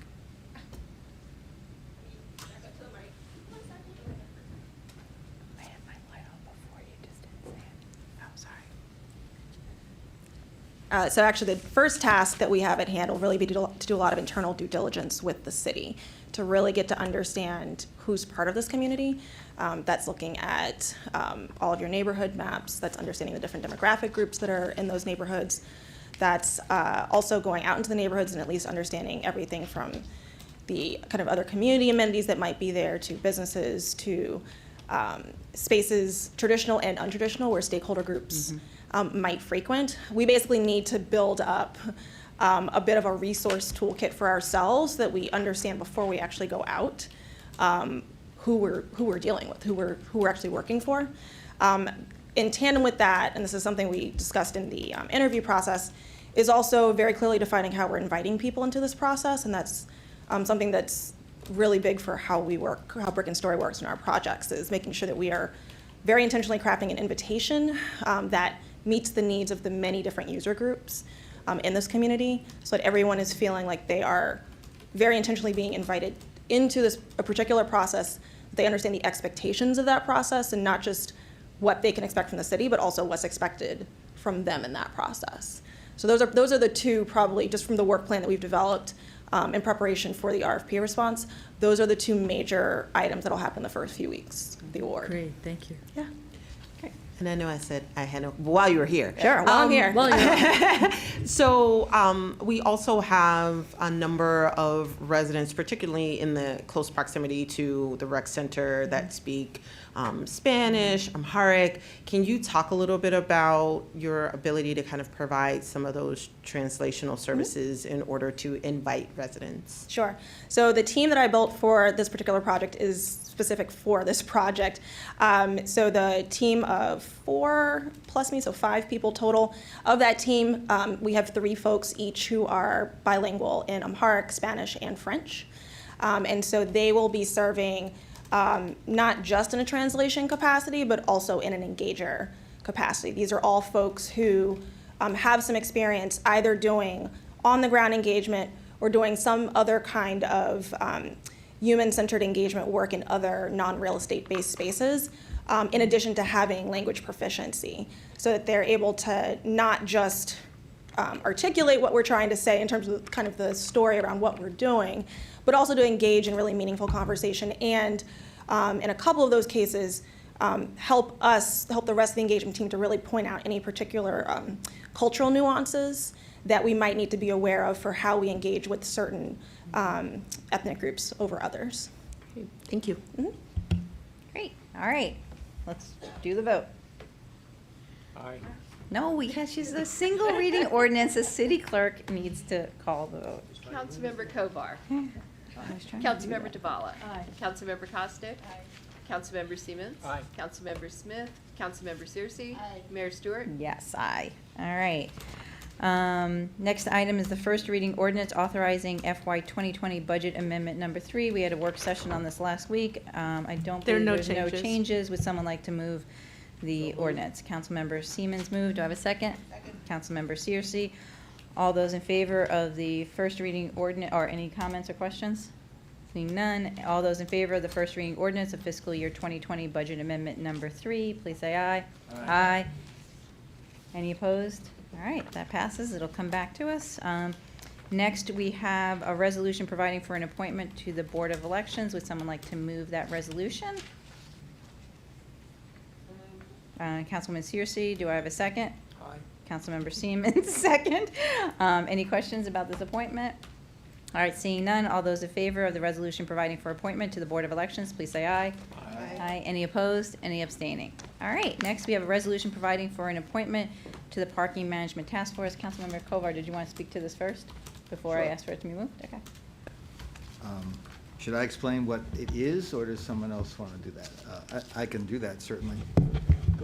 Go for it. So this is a proposed appointment to the Parking Management Task Force for Mr. Hubner. It's Paul Hubner, right? And I have no particular objection to Mr. Hubner. I know him, and he's been involved in a number of city efforts and is a committed resident. I just have a concern about a different aspect of of how the task force process is going forward, which I'll just explain briefly. There are 3 people on it from Ward 1, so it's not a question of Ward 1 being underrepresented in theory, and Ward 1 is one of the main areas that is covered by the earlier parking management study that was done and would be in line to be one of the areas that would be looked at for potential impact in terms of future parking policy changes that we might try to make. The reality is that North Tacoma has its own separate set of issues connected to parking, and earlier, once the full group for the Parking Management Task Force emerged and we had voted on them, and it became clear to me that we didn't have anybody from North Tacoma, I suggested adding it. At the time, people didn't want to add anybody, and I understood that.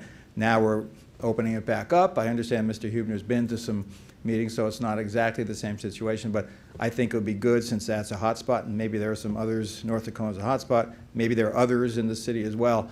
I'd like to propose that, and we're not having other people apply tonight, I understand that, but that we, since there is no limit on the number of people who could serve on the panel, that we permit others to be added to separately at a future time. So that's what I'm recommending. And that was why I asked that it not be included within the consent calendar. So you're moving it? No, he's actually asking for something completely different, right? Well, I'm explaining why I had asked that this not be part of the consent agreement, because I didn't want to get it mixed up with the other one, because we would be voting for them all at once. So I have a concern about, or a desire that the membership be opened up. I plan to vote against this appointment, again, not because I have anything against Mr. Hubner, but because I think it's important to try to broaden the But are membership you out. asking, are you going to bring forward another resolution at another time to change the? I'm going to ask my colleagues if they'd be willing to do that. I understand that's not on the table now. So how do you want to ask them? I guess I'm trying to figure out, like, Well, would you well, like yeah. me to add this to an agenda in the future? Sure. Or you would Yeah, like? Yeah, if people are up for that, absolutely, yes. To broaden out the membership, yes.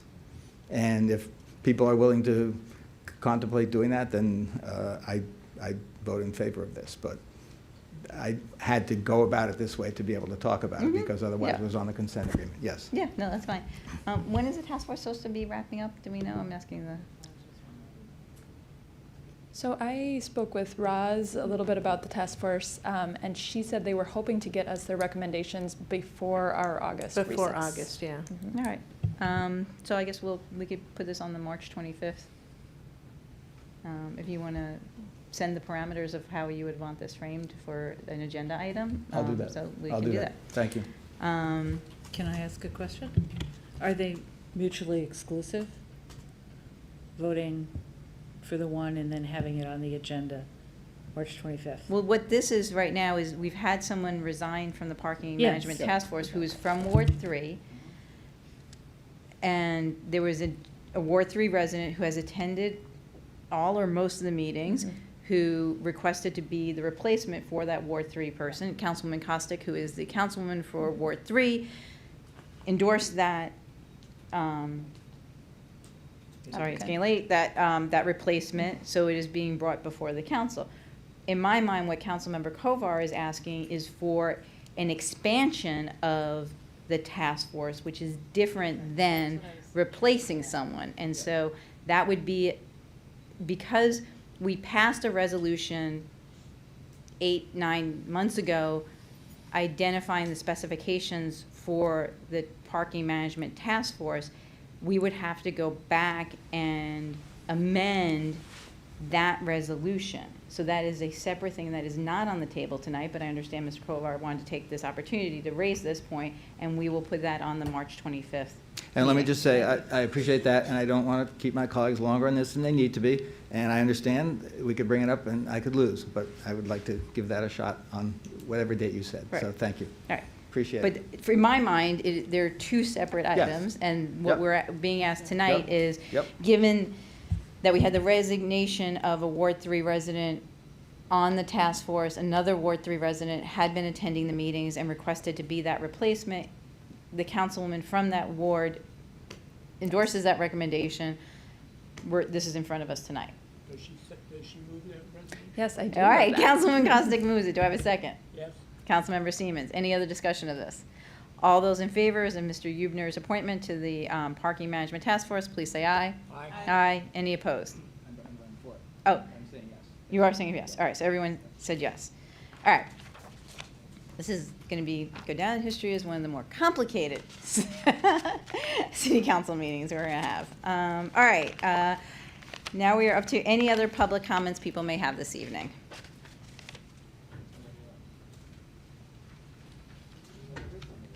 Mm-hmm.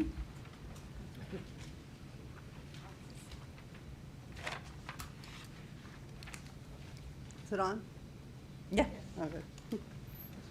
I'm Catherine Desmond from Park Avenue in Ward 1, and I just want to move from one emergency to another with the sincere hope that both of them are averted. So I fully appreciate last week's discussion and the 5-2 vote to pass the framework resolution on climate change. Thank you for addressing this vital concern. I especially want to thank those who amended the resolution to reflect residents' concerns, and especially Talisha and Jared for their no votes, which to me represent the broad range of thinking and complexity of Tacoma Park's response to climate change. I would have been far less satisfied with a unanimous vote. Given this action, I'm expecting the city to ensure that from this point forward, all projects in which it's involved will adhere to the highest possible climate emergency standards. As one activist commented here a few weeks ago, there's no business as usual. Business as usual is over. The resolution is largely focused on buildings, especially newly built or renovated buildings. And as we are now setting an example for other cities, I would expect that any city development, be it at the junction, the library, or the community center, be carefully evaluated against both the letter and the spirit of the new standards for the building's cradle to grave impact on climate change. Even a LEED certified building, such as that planned by NDC at the junction, that attracts more traffic, requires roadway configuration, favors cars over buses, bikes, or walking, or negatively impacts the tree canopy or stormwater management, is antithetical to the intent of the climate emergency resolution. Madam Mayor, as you succinctly said last month, we all agree that the extent, speed, and acceleration of global climate change and its impacts are not tomorrow's problems, but today's.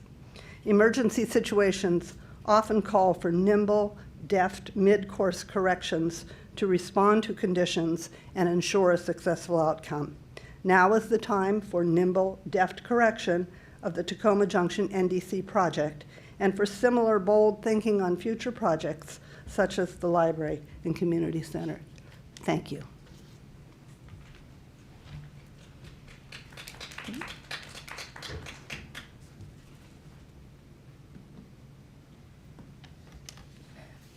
Good evening. My name is Mariama Orange. Please forgive me if I jump around a little bit. I don't have a formal statement prepared. Forgive me also if I become a little bit emotional. As of about a week ago, I am a former resident of Tacoma Park, a former resident of 7513 Maple Avenue, right across the street, the Edinburgh House. A little bit after midnight on February 15th, 2020, I came home to find that the apartment above mine had flooded, which also affected my unit. There were contractors there who took up portions of the carpet from my unit and said that they would be back the following Monday to take a sample of the drywall to make sure that there was no asbestos before beginning their work, which would include having to take out some of the drywall and flooring as well in order to deal with the water damage. On Monday, they came and they took a sample from the drywall as well as the flooring in my unit. I inquired a number of times to try to find out what the test results were from that sample. I also conferred with some people here at the City of Tacoma Housing and Community Development, and I was told not to worry, not to panic. If asbestos had been found, there would be a procedure where residents would have to be notified and people would have to be notified. I happened to talk to one of the contractors on a Friday, February 21st. He said that the results had come in that day at 12 noon, and I said, what were the results? He said that he did not have them, that management had them. And so then I went into the management office and I asked what the results were. I was told by that person that she did not have the results, and I said I was just told by the contractor that the results came in at 12 noon. She said, well, I don't have them. Upper management has them, and I was told to just tell you that we're going to pack up your things and move you to a hotel. After many phone calls, I finally got a phone call back from a representative from the owner of the building, Montgomery Housing Partnerships. And I was told during that phone call that, yes, they did find asbestos-containing materials in the joint compound of the drywall as well as the mastic of the flooring. I was excited in the sense of I was looking for all the signs that would come and all the notifications that would come up to that point. I'm still looking for notifications that have not come. And I'm wondering, where are the people who are supposed to be protecting the residents and the workers over the almost 7 years that I lived there? There are people who came and cut into the ceiling of my apartment, exposing possibly myself and my daughter to asbestos-containing materials. And I want to know, how is this happening?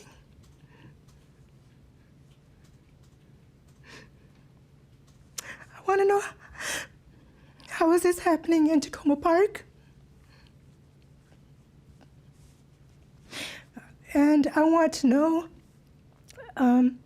when I first moved in 2012, they had just finished doing renovations to the building. How were they able to do that without knowing what the test results were for asbestos? How were they able to provide sprinkler system, a modern sprinkler system, without testing for asbestos or knowing what the results were from the asbestos. And I was very heartened, Ms. Ludlow, to hear you say that public health, safety, and welfare is the mission of the city.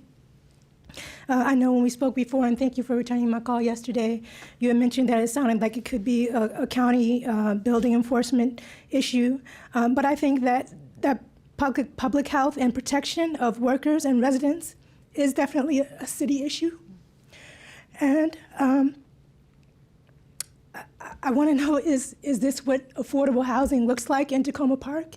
Is this what my daughter's right to affordable housing looks like in Tacoma Park? Because it's not affordable housing if we're paying for it with our lives. Thank you. Thank you.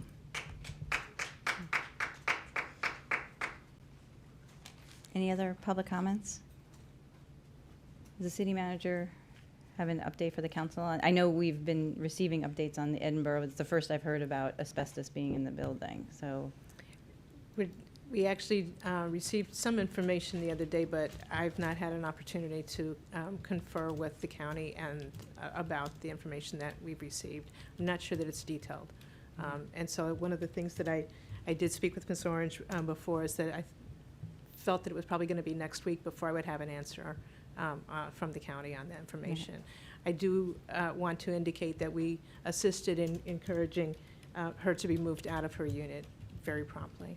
Okay. And we have Ms. Orange's contact information Absolutely. to provide Absolutely. assistance. Yes, ma'am. Thank you. Did we know about the asbestos before we encouraged her to move out of the building?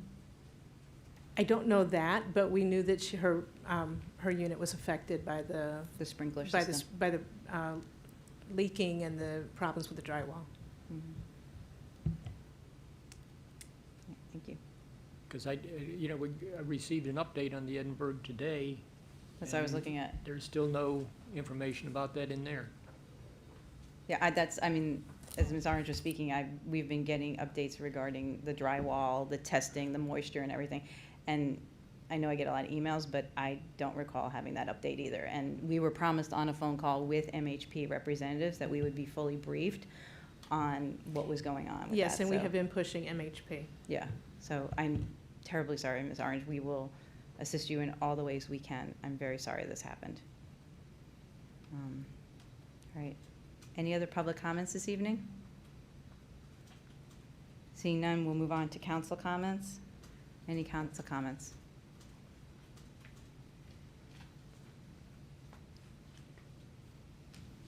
Councilman Searcy. I just want to say Ms. Orange, I'm extremely sorry.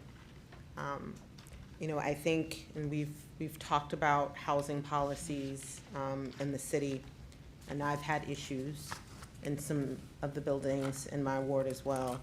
And I agree with you wholeheartedly. Affordable housing should not be inhabitable. It should not be subpar. And it is critical that we really look at our programs. I know that's in our work plan, such as the pilot program. We should not be giving tax breaks to people who are not properly maintaining their buildings, period. So I think it's important for us, once we get past COVID-19, to start really making some moves on making some changes to some of the policies that we have in place. Yes, and we've been working on that. I'm very encouraged by our staff, by our staff's work to date on that. Okay, thank you.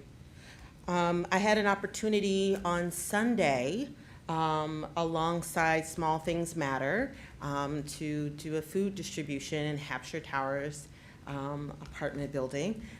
It was a great opportunity to interact with residents as we all tried to stay true to the whole elbow bump of hello, which I was not very good at, but I just want to thank organizers, Doris Durante, Roxanne. I mean, the fact that so many residents are coming out to these events related to food distribution just really are very eye-opening and helps you to understand the level of food insecurity that exists in the city.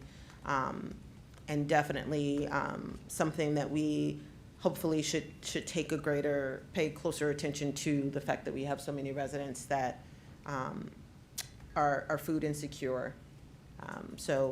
Again, I want to thank Small Things Matter. And on Saturday, we're still doing it, right?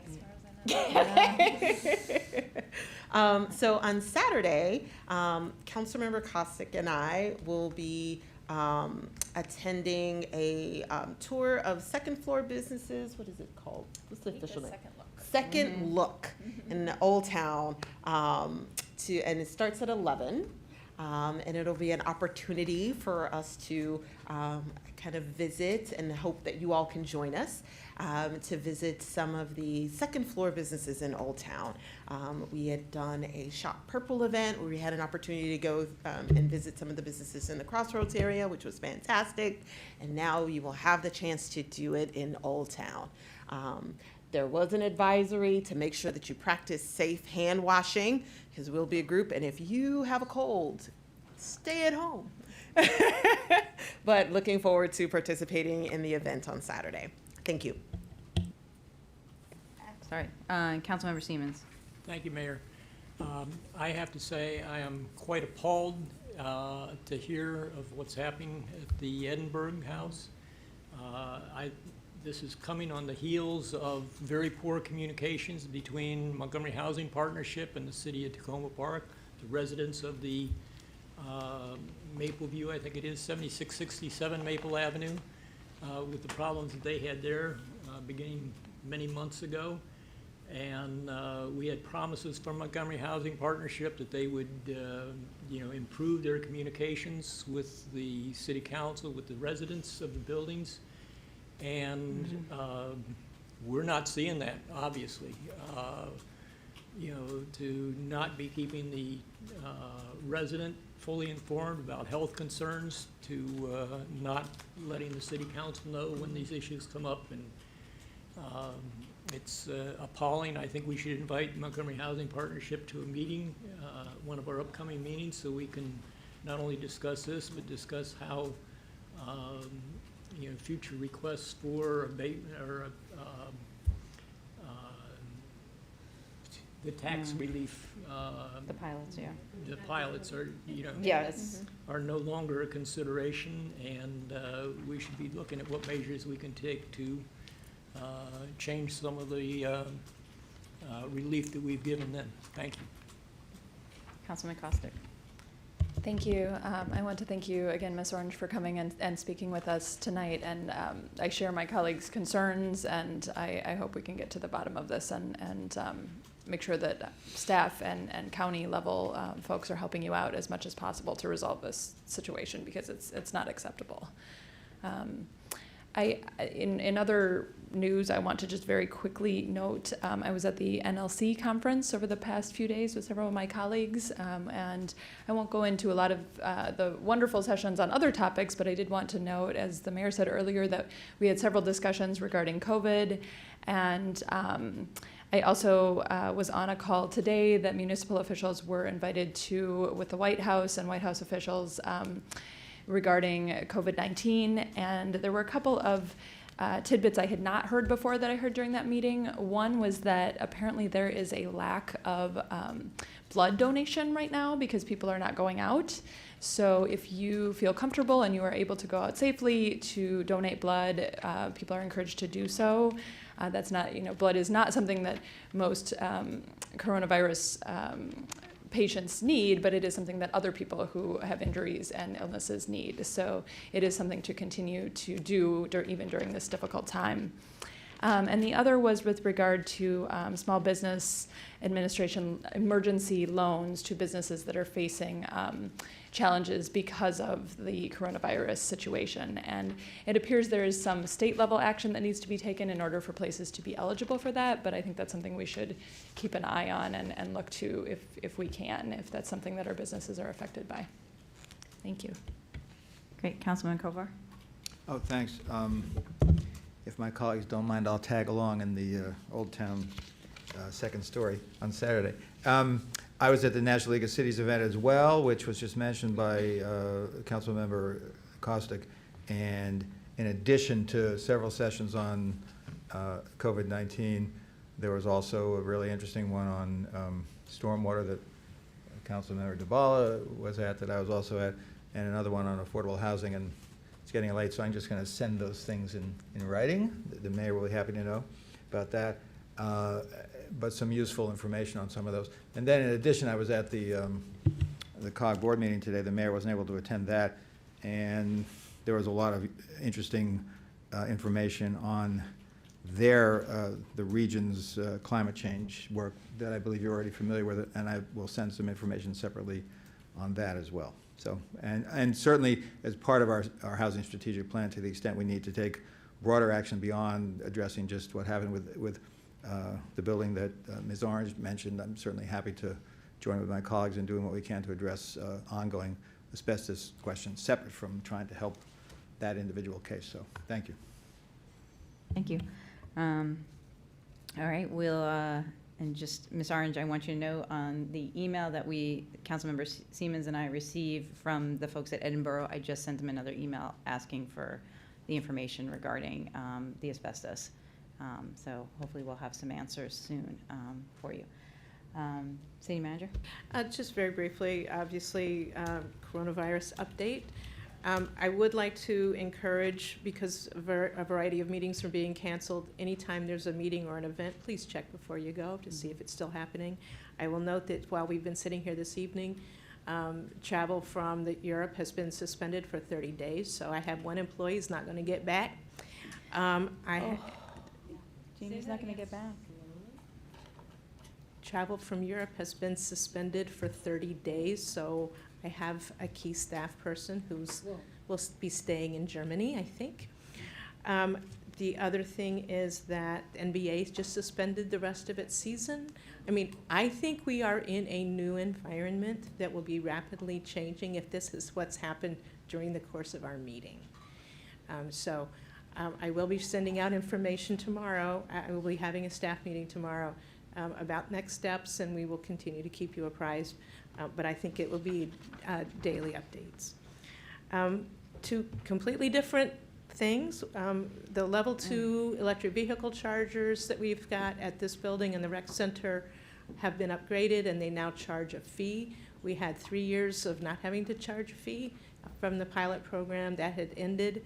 The new information that we get from this will be very useful in following the procedures, and it also means that we're not giving a discount when we have a businessman who's got his own EV system.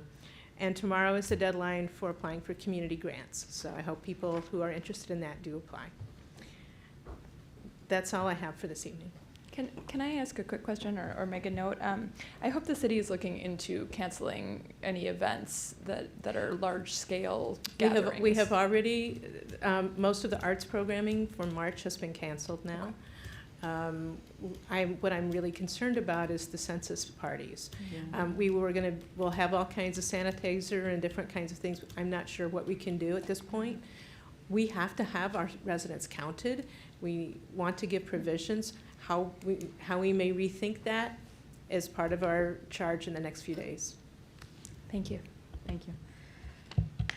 All right. Now we're moving on to our work session. We have 2 this evening. The first is a presentation of our 2019 Police Department Annual Report, in which it was already talked about that I look rather short standing next to our police officers. So next time we have a swearing in, I will be sure to wear heels. I will turn it over to our chief. Good evening, residents and council members. It's a pleasure to present our 2019 annual report. I can assure you there are no whereas clauses in our annual report, thankfully. I have several staff members here with me, command staff, members of my Chiefs Advisory Board, our crime analysts, and several other employees. They're here to answer questions specific to their sections. Before I get into the report, I want to talk about our preparation for coronavirus. I know things are evolving as we sit here, but I just wanted to briefly update you on all our preparations to address the coronavirus. We've been working with other city departments, as Ms. Lidlow has mentioned, other area law enforcement partners, the CDC and local health departments, as well as COG. We've been on several conference calls. I was on one today with chiefs in the region. Deputy Chief Powell sits on a committee of law enforcement partners here in Montgomery County. And what we're trying to come up with is best practices on how we respond for what we're dealing with now, what we may be dealing with tomorrow, and what we may be dealing with long term. We've identified staff who are essential and staff who are non-essential. And the ones that are non-essential, we've set up so they can telecommute and do their responsibilities from home. We think that's really important. We've ensured that we have all required supplies, masks, hand sanitizers, protective gear, all of those things. As I've stated, we've been in continuous contact with our law enforcement to establish best protocols. All of these efforts, when I wrote this, I said all these efforts are precautionary. But it seems as we're discussing tonight, they're warranted. We're in a situation that, we really need to be prepared. So we're doing everything we can to be prepared. And after I get through the annual report, I'd be happy to answer any specific questions about our preparedness as far as the coronavirus stands. Getting into the annual report, we're excited to continue our partnership with all of our community members and stakeholders through many community outreach programs, which I'll touch on later this evening. We've made connection with several groups in our community, most importantly, the groups that have traditionally not trusted the police. And that was, when I first came here, that was really important to me, is to make connections, most importantly, with our youth and our youth of color. We've made great connections through our Homework Club Explorers program, as well as connections with Man Up and other organizations. In the past year, this is what I am very proud of. We have hired 20 new employees. This includes 13 new police officers, 1 new deputy chief, 3 lateral officers, 9 new hire officers. We also hired a new civilian employees, which include 3 dispatchers, a victim witness coordinator, safe beats coordinator, and a new crossing guard. This group of employees brings a vast amount of experience and diversity to our team. I think I told you when I was first hired, my motto is quality, not quantity. But that being said, I want to have a workforce that represents the diversity of our city. Of the group, 15 are members of minority groups and 7 are females. Our motto in hiring, like I said, is quality, not quantity, and all of these are quality individuals that are here because they are quality. I am happy to say that we are fully staffed. We are fully staffed in every position within the police department. That is sworn officer, that is civilian officer, that is crossing guard. We're fully staffed, which to me is a fantastic accomplishment. Kudos to our recruitment team. Deputy Chief Powell, Lieutenant Poole, and all the members of our recruiting team did a fantastic job. And number one, making sure that we recruited the right people, that we made sure that we did appropriate backgrounds on them, and then making sure that we were getting the diversity that we needed to make this department stronger. We had a slight increase of 5% in the Uniform Crime Report Part 1 crimes. Those are serious crimes. This was due to an increase in reported robberies that went up from 19 reportable incidents in 2018 to 27 incidents in 2019. It's also an increase in assaults that increased from 21 reportable incidents in 2018 to 31 in 2019. I give you the numbers, not the percentages, because we have such a small percentage of crime. If I gave you the percentages, they would seem extreme. So that's why I'm telling you the numbers, not the percentages. Just to give you a comparison of reportable UCR reports. UCR incidents increased from 462 in 2018, and once again, these are serious crimes, to 483 reportable incidents in 2019. Even with this increase, we still have an overall decrease of crime of 22% of Part 1 crimes since 2015. Just to note, we spent the vast majority of 2019 understaffed. Due to this understaffing, we had to move officers away from our special assignment team. Our special assignment team is our plainclothes officers that target areas where criminal activity exists. This team was integral to addressing crime issues through plainclothes enforcement and other prevention. Now that we're fully staffed, we are advertising for positions within the SAT team, and we're hopeful that that will allow us to address areas of crime and crime trends. We feel some of the increase in crime is also due to our encouraging residents to report crime. We want people to report crime because it allows us to deploy resources in the appropriate manner. So we highly encourage residents to report crime. So please, if you see something, say something and call us. In the report, you'll find a breakdown of crime incidents reported by type and ward. You'll find an overall crime percentage by ward in each ward compared to the overall crime rate in the city. You'll also find data on other non-UCR reported crimes. These are our lesser crimes, and arrests within the city, as well as traffic citations and collision data. In the report, you also find an overview of complaints received internally and externally in 2019. We made it much easier to file complaints. In 2017, the department initiated an online option to file complaints in an effort to make the process much easier, much more accessible. A lot of times, if you didn't have that online process, someone would come to the station and you would have to talk to an officer, and sometimes that's intimidating. When you just had an interaction with an officer that was, discouraging to you, and then you had to come to another officer to report a crime. So we now have an online mechanism, and all of those complaints not only come to me, they go to the internal affairs manager, and they also go to the deputy city manager and the city manager. So we're being very transparent about complaints that come in. In 2019, 9 complaints were received. This is a reduction from 12 received in 2018.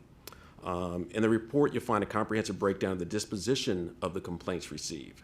This is a little different. The state mandated that we give a disposition of complaints, and I think that's great, because a lot of times complaints come in and no one knows what the disposition is. So in the report, you'll see actually what the punishment is, what the results were, and so on and so forth. It doesn't list officers by particular name, but it does list what happened. I'm particularly proud the department is in the process of instituting alternative dispute mediation as an option for residents to mediate complaints. These are low-level complaints of discourtesy and other incidents that come in. A lot of times what would happen is a resident would file a complaint against an officer. They fill out the form, the officer would talk to them that was investigating. 6 months later, they'd hear something, well, the officer, we sustained the charges, et cetera.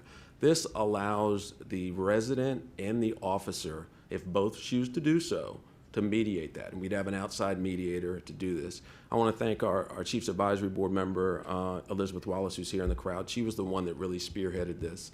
And we should be able to implement that here in 2020. And I think it's just going to give an option for resolution.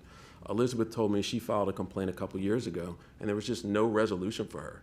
If she could have simply talked to the officer and had it face-to-face, and understood, we're human, and there's certain situations that we might have had a bad day, or maybe the resident misinterpreted it, but for me, it allows resolution. There are other jurisdictions that are successfully doing this, Salisbury and other jurisdictions, so we're excited about that. In the fall of 2019, we were able to sign a new contract with Conduit, our speed camera contractor. The new contract allows for a smaller fee for cameras, as well as new cameras to replace our aging cameras, which have been in use for some time. Not only are we paying less for what we're getting, but we're also getting technology that's going to allow for, number one, more coverage. I give you an example. On New Hampshire Avenue, our cameras currently only cover one lane of traffic. You've never gotten a citation. I lost my train of thought on that. So now it's all lanes. Now we'll be able to cover all 3 lanes. So we're excited about that. I think some people think that speed cameras are there to generate money for the city. That's not what they're there for. They're there to prevent accidents. And that's what, we pride ourselves on putting cameras in locations where there are problems, not just putting cameras in locations where we can make money, like, I'm not going to say like other jurisdictions, and I didn't say that. We're particularly proud of our community outreach programs such as the Community Academy, Coffee with a Cop, Breakfast with Santa, Operation Chill, our Homework Club, National Night Out, our annual Coat Drive, Toy Drive, and many more. These are establishing positive relationships with our community members. I finally want to recognize our Officer of the Year, Detective Corporal Victor Gluskoff, and our Civilian of the Year, Leo Magnum. What makes the Tacoma Park Police Department, the department, so special is our employees. They are the backbone of what makes this agency special. I came here for a reason. I came here because of this community. I came here for the quality of the people that work here. And I'll give an example of that. Of those of you who know who Captain Tyrone Collington, who recently retired from the Tacoma Park Police Department, yesterday he was named the chief of the Bladensburg Town Police Department, which is a huge accomplishment. He's the 2nd senior staff member to become a chief at another municipality. A couple years ago, we had Rick Bowers who became the chief of Greenbelt. So if you haven't seen him, please offer your congratulations to him. He's going to have a swearing-in ceremony April 13th in Bladensburg, and we'll make sure we share that information with with council. With that, I'll open it up to questions. Thank you so much. Oh, budget work session, April 13th. That's okay. This is better. Oh, it is a Monday budget. Well, it's already set. I know, I'm just, Yeah. I'm not expecting them to change it for me. Thank you. Wonderful, thank you so much for everything, and I just want to thank Elizabeth Wallace for being here from the Chiefs Advisory Committee, and it's great to see so many of the things that you talked about when you were first hired being put in place now, so that's wonderful. I did have a question about the Explorer program. You had a very detailed report, so if I missed it, just let me know, but I didn't see it in the report this year. Last year, we had several of our members that were, when we started the program, we had younger members. So we had several members age out. So we're in the process of getting new members in. So we really didn't have a robust Explorers program last year, but it's a priority to get new members in and expand the program. Great. It's been a very successful program, not only for, for making connections with our youth, but also for recruiting young police officers. So we have one that's not 21 yet, that we actually recruited her brother as a police officer. And we're keeping an eye on her. Hopefully we can hire her when she turns 21 as well. Great, terrific. Councilmember Siemens. Thank you, Mayor, and thank you, Chief. Not just for the report tonight, but for all the work through the year. I really appreciate what you and your staff have done. First of all, full staffing, what a wonderful word to hear. I've been on this council for many, many years, and I think you're the first chief to sit down and give the annual report and say you were full staffed, except for one time during Chief Rikuchi's time here, that he actually reached full staffing and that fell off right away. So I compliment you on attaining that, and I'm confident that you're going to work on retaining people so that we don't have to fret as we have in the past and be understaffed as often as we were in the past.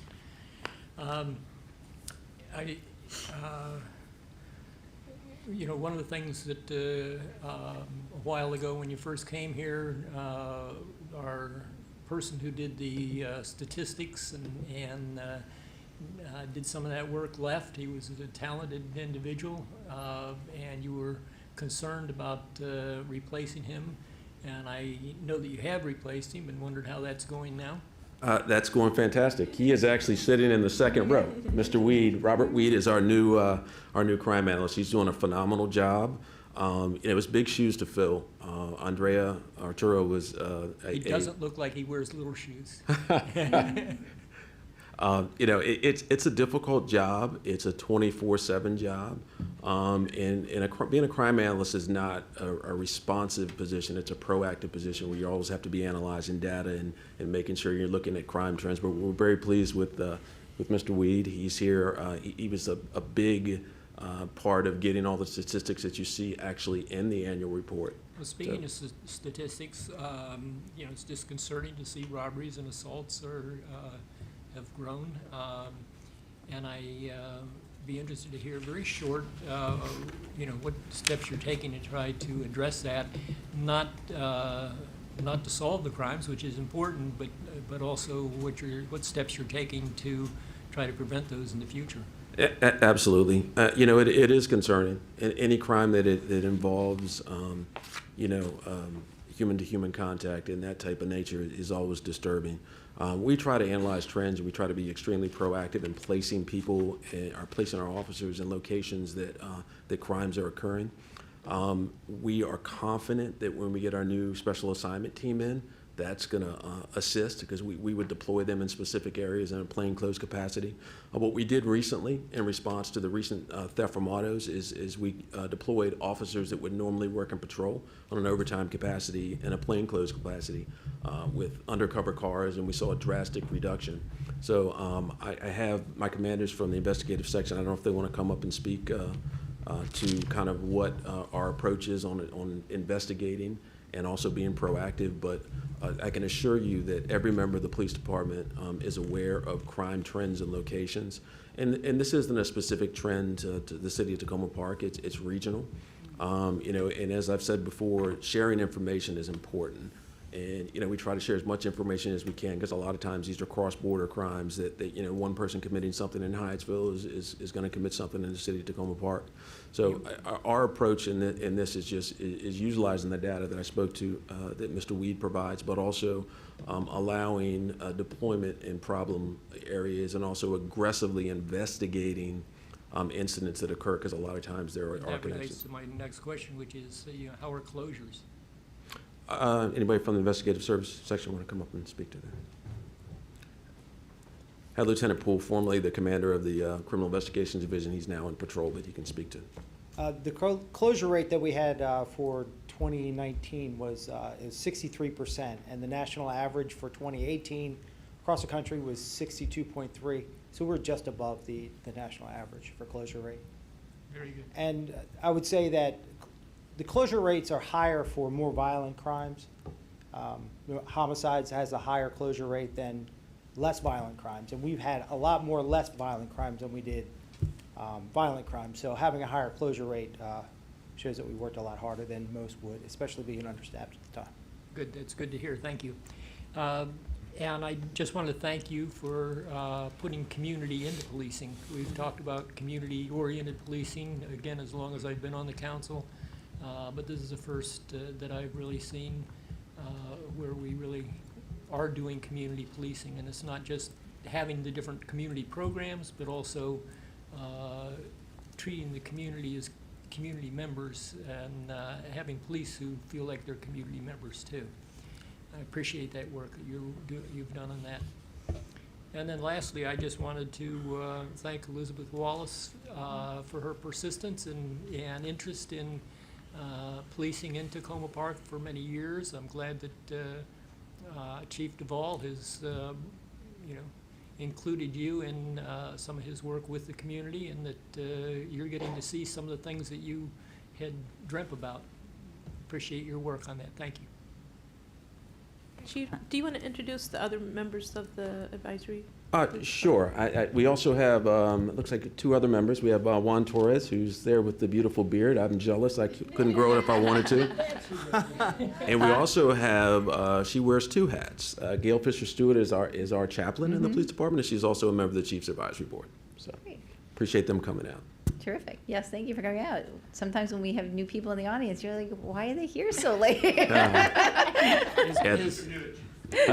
They stayed through a marathon session. So Is that was, Juan undercover? Or? Yeah. every time I look at that beard, I'm jealous. So he's recently retired, but he has the boss at home who's holding him to the task. Yep. Well, we appreciate you coming. Thank you very much. And if I can just touch, the Chiefs Advisory Board, my approach with the Chiefs Advisory Board was not to get people that loved the police and thought the police were doing everything great. It was to get people that have had critical incidents or wanted to bring a different, vibrant approach to the police department. So we have some pretty heated dialogue in the Chiefs Advisory Board, and that's healthy. The Chiefs Advisory Board is not for them to come in and hear me tell war stories or Adam 12 stories or anything else. It's for me to hear them. We're also doing something that I didn't mention in the annual report. We're doing ward-specific outreach. And what we're going to do is for each ward, we're going to start out in Ward 3. What we're doing is we're having a meeting, and the first meeting is going to be on public safety. We're going to have the Chiefs Advisory Board members from the affected ward, the mayor, and the affected council member, and we're going to have a meeting just to discuss, public safety, introduce the board members. So the board members are a conduit to the police department, both in and out. And the thought with those ward meetings wasn't just to have them as public safety meetings, but to have them evolve. So maybe if each council member would have one on a quarterly basis. The first one would be public safety, the second one may be climate change, the third one may be infrastructure, and so on and so forth. It's a way to really make a connection, I think, with our community.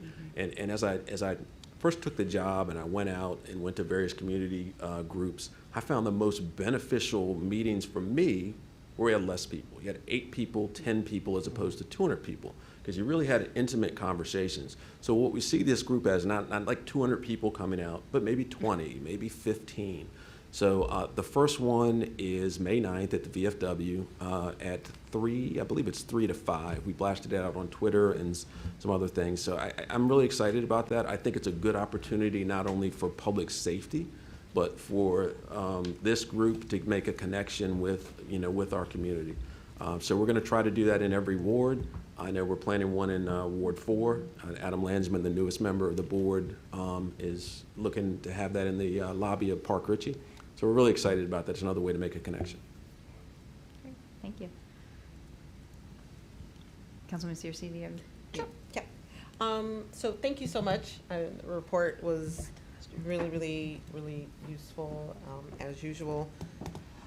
One of the things that I often am wondering about is how some of, particularly in my ward, some of the larger issues. I think you're absolutely right in terms of now the goal for many cases is to build trust enough to where people will report. And so through that, you will likely see increase in the number of cases because people are now reporting. But now I'm trying to think of, okay, so what can we do? So let's take larceny, for example. Traditionally high, shoplifting kind of stuff out of shops. How are we engaging with the business community? How are we maybe trying to educate patrons? I know that I've spoken multiple times with Kaylee Gnug over at the CDA about, maybe thinking through cameras or thinking through other tools that maybe business owners can make available to try to deter shoplifting. And I was just wondering if you all have started to think of how you can, based on what you know from being on the ground and based on some trends that you may be seeing, although there may not be an increase in certain things, it's a substantial number, it's pretty flat, but what can we do to try to change things a little bit now that we have people reporting certain things more? And that's a really good question. And we obviously are very robust in putting out information on crime prevention, locking your car, securing your valuables, et cetera. As far as thefts from businesses, one of the first things we did when I got here was we went to every business in the Crossroads and discussed, with the beat officers and with myself and discussed, what their options are, the connection and so on and so forth. We wanted to initiate a camera program throughout the Crossroads. We ran into some resistance because some hesitation with some of the business owners who were concerned about where the video would get. So that was kind of a blockade that we couldn't get past. But I think there's absolute value to having that video surveillance, not just in the individual businesses, which a lot of them have and have been very valuable to help us solve crimes. It's amazing how much institutional knowledge is here in the police department. You'd be amazed if someone provides a video from their store, how many of our officers are like, well, that's Marvin Jones, or, they know exactly who it is because of the institutional knowledge that's here. But I think that partnership with our business can be cultivated more.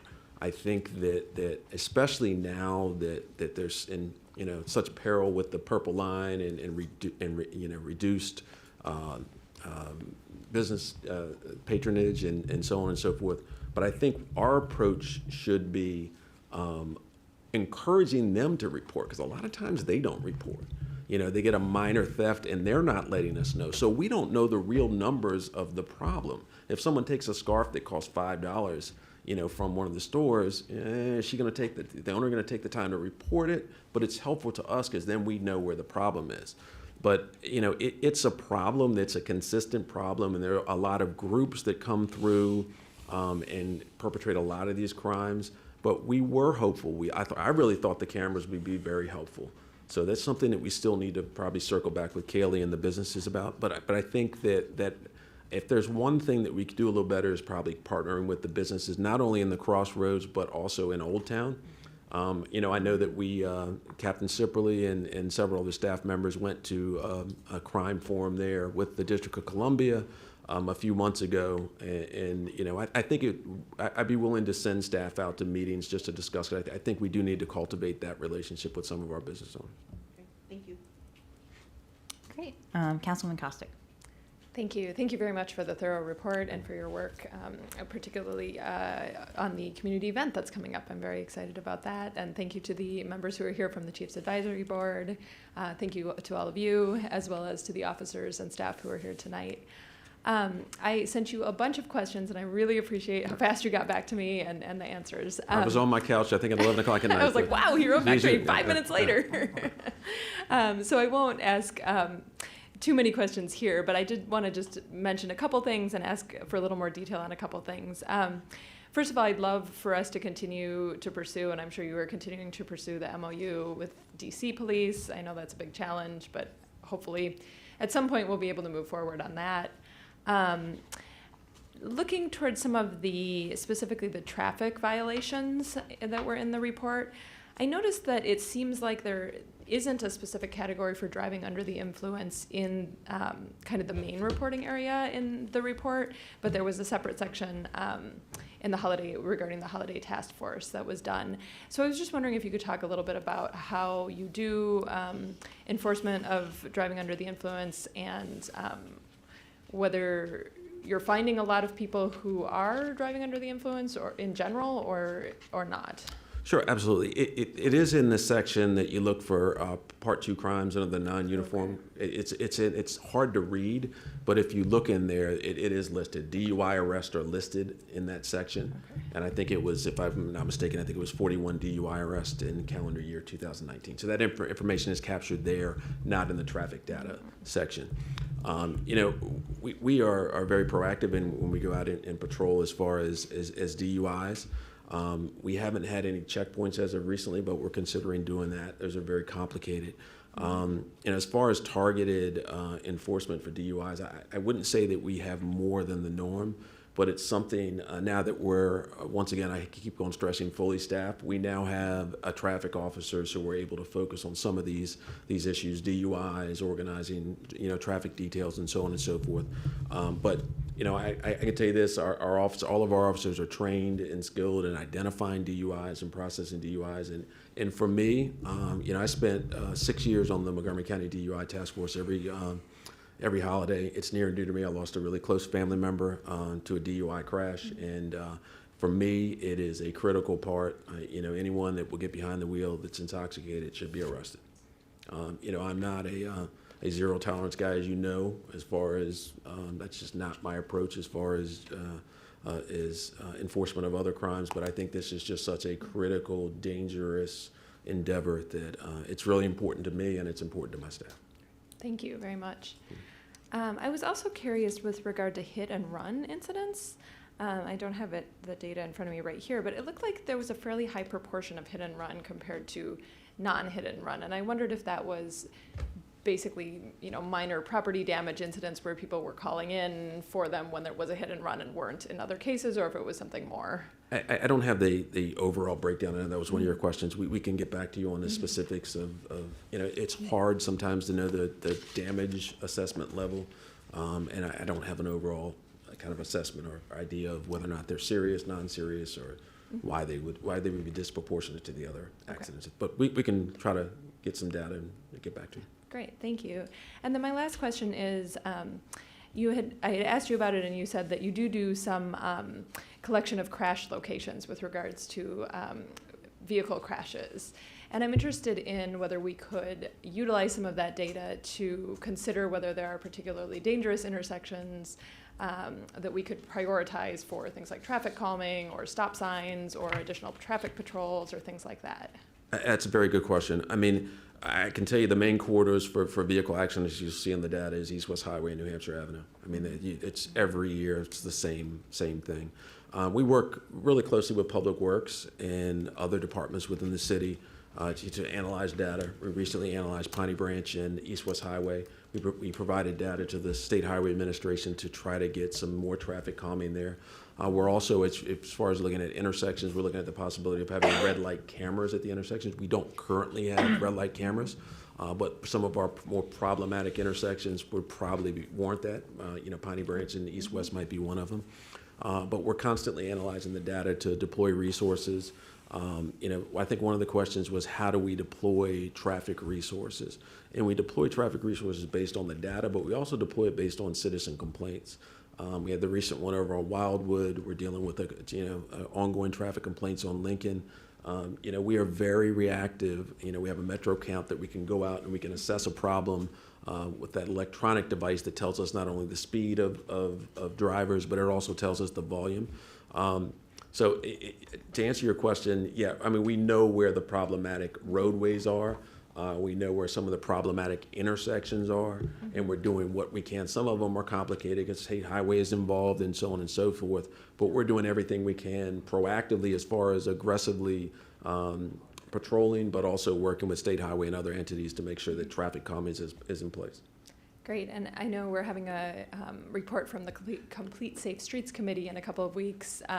It might be an opportunity to consider with regard to their look at traffic calming, and also to kind of make sure that we're systematically keeping the data that we get with those metro counts when we go to a specific neighborhood and record those things. I would love if we can make sure that we're keeping those things in one common place so that we have a way to compare them, because I know it's happened before where we get a report for a traffic calming request, and it's hard to contextualize it and really understand how it fits with regard to the other data that we have. And is the volume here high compared to other places, or is it there's just nothing to compare it to? That's a good point. We recently I mentioned the meeting that we had on Lincoln about the situation there, and that was one of the questions. How does our street compare to another street? Now, it's hard to compare because a lot of them, it's an apples to oranges comparison. But I tell you, all of our data is held by our traffic office. Our traffic sergeant is the one normally that puts out the metro count. Our traffic officer will do it as well. So we do have all that data, and that data is easily retrievable if we're trying to draw a comparison to as much of an apples to apples comparison as we can. Like I say, sometimes that's difficult. Not a lot of our roadways are exactly the same, but it does at least to somewhat of a comparison. And obviously, any data that the committee collects, we'd be more than willing to collaborate, because I think that's important. Data collected and not used is just useless data. Yep. Thank you. Sure. Great. Councilman DeBella. Yeah, I'll make this brief. Thank you very much for the report, for all the work that you and your staff have done, and for the direction that you all are going in. It's just great. Full staffing is awesome. I want to thank the members of the Police Advisory Board, and I love the idea of getting out in the neighborhoods through the Police Advisory Board. I'm looking forward to the Ward 2 one. And I also want to make a point of thanking you for your close work with Public Works on the more mundane business of traffic calming and smaller civic violations that are really important to people in the neighborhoods as they come up. One question on the data.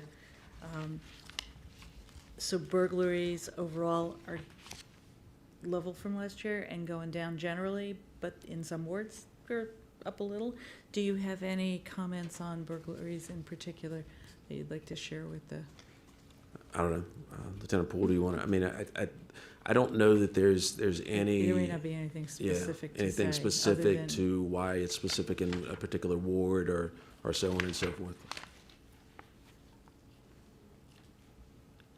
Okay, thank you. Great. Councilmember Kovar. Oh, thank you. And thank you, Chief, for all the information. A number of the things I was going to ask about, you've already mentioned, so I'll just say fully staffed is great. I'm so happy to hear that. And the mediation as well, and I appreciate Elizabeth's work on that. Are there any other steps we have to take on mediation, or is that just ready to? It's a complicated process, more complicated than I thought. But we are in the process of finalizing a policy, and officers have gone to training to do it. So we're just trying to finalize kind of the little nuts and bolts of making it happen. Okay, good. And I was also happy to hear talking about the dangerous intersections. That's something I think we've talked about in the past, you and I agree that certainly Piney Branch and Philadelphia is one that's so large and could require some more work there. So I hope maybe in the context of Safe Complete Streets that we'll be able to make some progress there.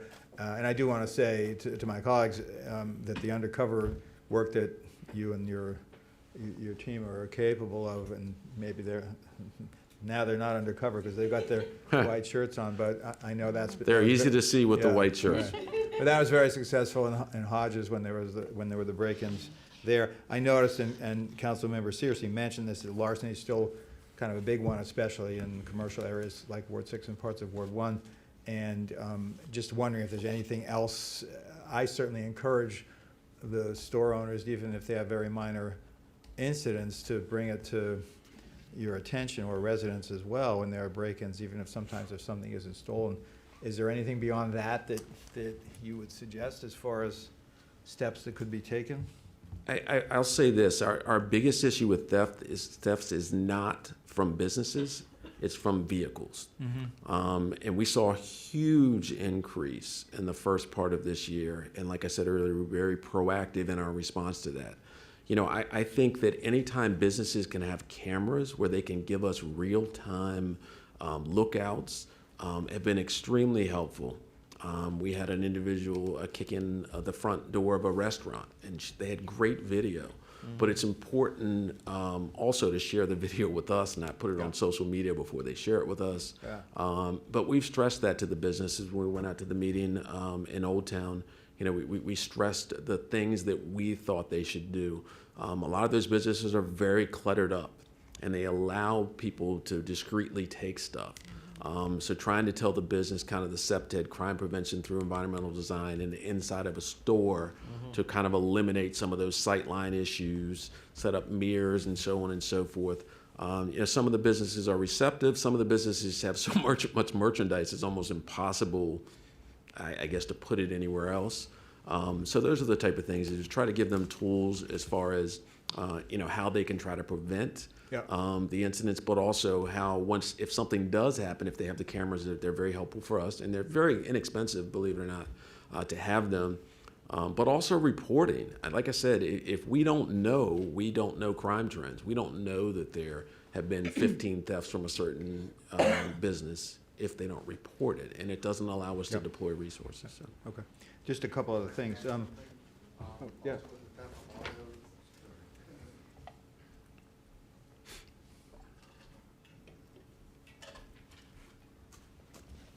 In regards to the theft from autos, another initiative that we took was a theft from auto initiative, where officers conducted foot patrol within their assigned beats, and they looked in people's vehicles as they're walking down the street and taking notice of property of value, you know, in plain view. And then the officer would, you know, obviously record the tag number in the city. We would then send them a letter reminding them to keep stuff out of their vehicles and to lock their doors and so forth, just as a reminder and another preventive way of, you know, hopefully preventing their car from getting broken into. Did you get any letters back? No. So I was just curious, and this I think is my last question, but I'm interested in the internal affairs investigations and the use of force. It was the exact same number or same percentage, and it's very low. Was that just a coincidence? There were the same number of those? If you're talking about the number of citizen or resident encounters we have and the number of complaints that we receive, the percentage is extremely low. That's exactly the same, extremely too. Low. I don't. It's like they're both 0.077%. But is there anything you can see in common explaining any of those things, or are they just a series of events that occurred? Those are, if the numbers are the same, it's just coincidental. We have a very low number, and I like to put in there the number of calls for service and contacts that we have with people, because when you look at that in comparison to the complaints or even the use of force issues that we have, it's extremely low. And if you see on this one for the use of force, if you look at the use of force, it was 0.077%, and it may be 0.0775 or something like that. And I just used the first three. But we had 11,687 contacts, and we only had, like for use of force, we only had really 9 incidents because 4 of them involved animals. And if you look at the internal affairs complaints, it was actually 8. It says 9, it was actually 8 because one of them was an online complaint that involved a different agency. It didn't involve our agency. But we counted it anyway because we want to. I mean, that's such a small number, but is there any trend on the internal affairs, or? No, most of the complaints that we get, internal affairs, are minor complaints, not major issues. You know, someone might call in and say that they thought the officer was was rude on a traffic stop or something like that. It's not major incidents. And we handle those in different ways. When we get complaints in, first of all, they're looked at and there's an inquiry into the complaint to see if there's any validity to it. And then once that's done, if it's something that warrants an internal affairs investigation, then it's sent on to have an internal affairs investigation. But some of those could be candidates for mediation too. once Yeah, some that's of them. up. Yeah, some of them could be. And when we do go to a mediation program, that's something that probably a lot of the officers I would think would want to be involved in, because you sit down. Because sometimes, you know, we've had complaints where someone will file a complaint, and they'll say, you know, they'll in their complaint they'll file, and then when we talk to them and say, well, this is why the officer did that, they, oh, okay, now I understand. Or, you know what, I don't want to get the officer in trouble. I was just making you aware of that, and now that I understand the other part of the issue, then I completely understand why they did what they did. So I think mediation will work in a lot of these, and I think as long as the officer and the person involved wants to partake in mediation, I think that's a good thing. Okay, thank you. Appreciate it. Thanks, Mayor. Great. So I think we're coming to the end, and I just have a question. You don't need to answer it now. So you always get nervous. Given all that has been accomplished, what do you see as sort of the priority going forward for this year? Priority for me is continuing, number one, to maintain our staffing level. And we've done a lot of things. I didn't mention it to attract people. You know, we put some incentives on the front end, but I really want to make sure that we're continuing to be proactive in keeping people in the pool. So if we lose someone, we can immediately replace them. So for me, keeping a quality workforce that's happy and wants to be here is what's most important. You know, getting people in the door, I don't want to say is difficult enough, but keeping them here and keeping them engaged and keeping them, you know, happy is something that it's important to me. You know, I had a chief once that said something about, you know, morale is not my issue. You know, seek happiness elsewhere if you don't like it here. It is my issue. And I think maintaining a positive morale and maintaining a positive workforce is something that we really need to strive for. Great. Awesome. Well, thank you very much. You said I didn't have to answer it now. Well, you did, but you did. So wonderful. Well, thank you so much. Thank you. And thank you to the Chiefs Advisory Committee, and everyone go home and get a good night's sleep. And we have one more item this evening on our agenda. It's the continuing our conversation on the library. Thank you. I do have a presentation, and for some reason I'm not sure if I'm pushing the wrong button. That's what I did. Ah, there we go.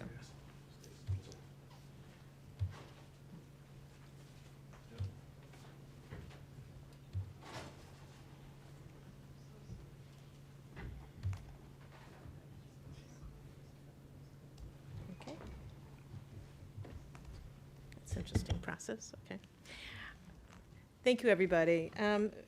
So just a couple of weeks ago, we had a presentation from Greg Lugmeyer, architect for the library, and he had presented some independent cost estimates almost at the last moment, and there were some questions that were raised in that discussion that I wasn't prepared for, although I knew I had the numbers, and so we wanted to, in a more kind of systematic approach, discuss them. And so tonight I'd like to go over a number of items on the review of library renovation project costs, funding sources, and action steps. And I'd like to start with a timeline. And we started the library project in 2013 with a needs assessment for what is a 21st century library. We retained what was then Lukemire Associates to see is it possible to renovate the existing library. In 2015, he came back with several options for library renovation or a modest expansion. In that, the construction costs, and this was primarily construction, not other design and soft costs, ranged from $1.4 million with no expansion, which is the 9,314 square foot library, to $2.6 million for a 4,500 additional square foot library. In 2016, the new council several members advocated for a larger library to better meet future needs. What can we have that's more flexible over the future? What can we do to meet particularly needs of young adult readers, our immigrant community for services? And in those discussions, the proposal would be that a new library would actually double the current size, adding another about 9,300, 9,500 square feet. It's a little, I think the new proposal is a little less than 19,000 square feet. At that, that suggestion had the support of the council, and in 2017, the city council borrowed $7 million as part of the cost to pay for renovating and expanding the library. And there were concept plans that came out, were discussed. There were a number of community meetings, and there was general agreement to a layout with that expanded floor plan. We advocated for more money. We went to the state legislature both in 2018 and 2019, receiving $150,000 in each of those 2 years in bond bills, which are state capital grant funds for the library. We knew that, and we were told by the county, we needed to do a floodplain study. So in 2019, we had worked on a floodplain study and considered the implications in the design. We got back some information about that. We did also in 2019 have a contract signed with the architect for design work through construction administration. And the city council in July of 2019 authorized expenditure of up to $300,000 of the $800,000 contract for the design work pending the outcome of the flood study. So the funding sources that we have for the library, there's 3 major funding sources. Each source has restrictions on how it may be used, and these are all capital funds. The library infrastructure bond, the $7 million that we borrowed that in 2015 to be used for the library project. It does cover design and construction. If the library project does not move forward, it could be used for other construction at the community center site. It's not easily returned. We're committed to the $7 million borrowing. The state capital grants, the 2 bond bills, $150,000 each. Those are capital grants for library construction only, and they must have a match of equal of city funds. Cable capital grant funds, for, 15 years, we've been sitting on almost $3 million of cable capital grant funds that are very restricted in how they can be spent. And we currently have about $3.2 million in a reserve fund from cable franchise payments. They can only be used for capital expenditures that are related to recording and broadcasting city TV programs, wiring to support cable, public safety communications, and the facilities in which the activities take place or are processed. Because the library has many activities that have a close nexus to this, whether it's programming, the computers, or the media resources, to me, it is an appropriate location to spend these capital funds. I'm very careful about how those funds can be spent because of the provisions of the franchise agreements with the 3 cable companies. I will say the county's more liberal in how they can be spent, but I try to be very careful. We spend these funds on the auditorium, on the space where our city TV staff are located, our IT staff, some of our police items. These all meet the criteria for the use of these funds. Some funds need to remain in the account for future years' expenditures on lights and other kinds of things that are related to city TV. I'm comfortable at this point spending up to about $2.5 million of the $3.2 million. We will be getting a good amount each year for the funds. Over the many years coming, they will decrease each year because of the movement away from cable television. So that's part of the reason I don't want to just blow it all right now. But I do want to say, I would like to spend these funds. Having them sit there, and these are funds we can't easily use for even staffing costs. I think this is an appropriate place for this spending of these funds. We're not able to use these funds to provide Wi-Fi for the general public. We legally are prohibited from that. In terms of construction, and one other thing I just want to mention is when you add up these funding sources, you get about $9.8 million, which is a good amount, and it's approximately the cost of the estimated cost of both the hard and soft costs for the library. On the construction costs, I went back and looked at the various estimates for construction costs since the early project days in 2015. In March of 2019, the architect provided a construction total estimate of about $7.5 million, with about $1.5 million in soft costs, with a total estimated project cost of about $9 million. When he came back to the City Council in July, he did not change these numbers, and he did not build in an escalator amount. Because he wasn't sure what the council was going to do with the information related to the floodplain and that kind of thing. When he did get on the contract, and he did do enough design information and get the floodplain study back, he was able to send it to an independent cost estimator who came up with the construction total of about $8.3 million. The reason that there are some differences in the different components, the site work, parking lot from March 2019 to February 2020, in new construction and addition, in renovation and rec department, has to do a little bit about just what part of the plan was included when the different estimations were made. For example, early on, there was not a sense that there was going to be, the idea was that there would be a good amount of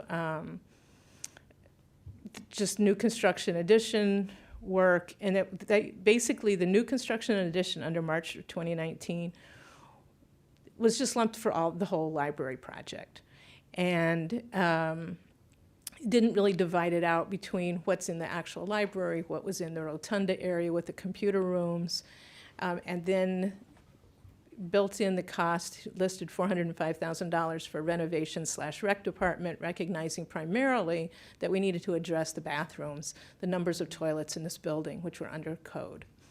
And kind of the rec department's in between the toilets and the library, and so that was kind of listed all together.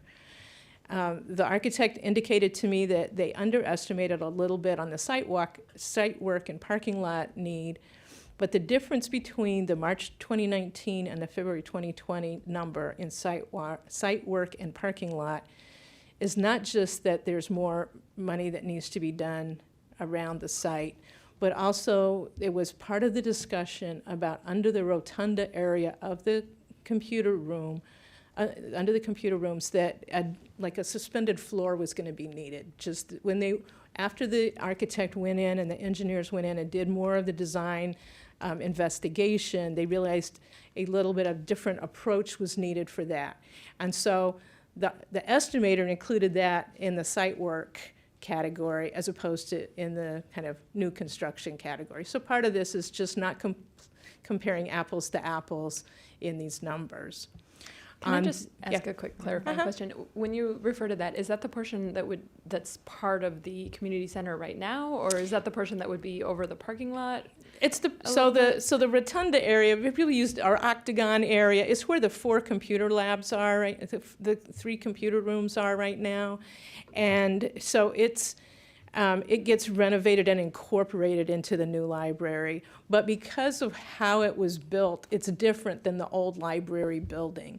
And so there was a real question about how does that get altered.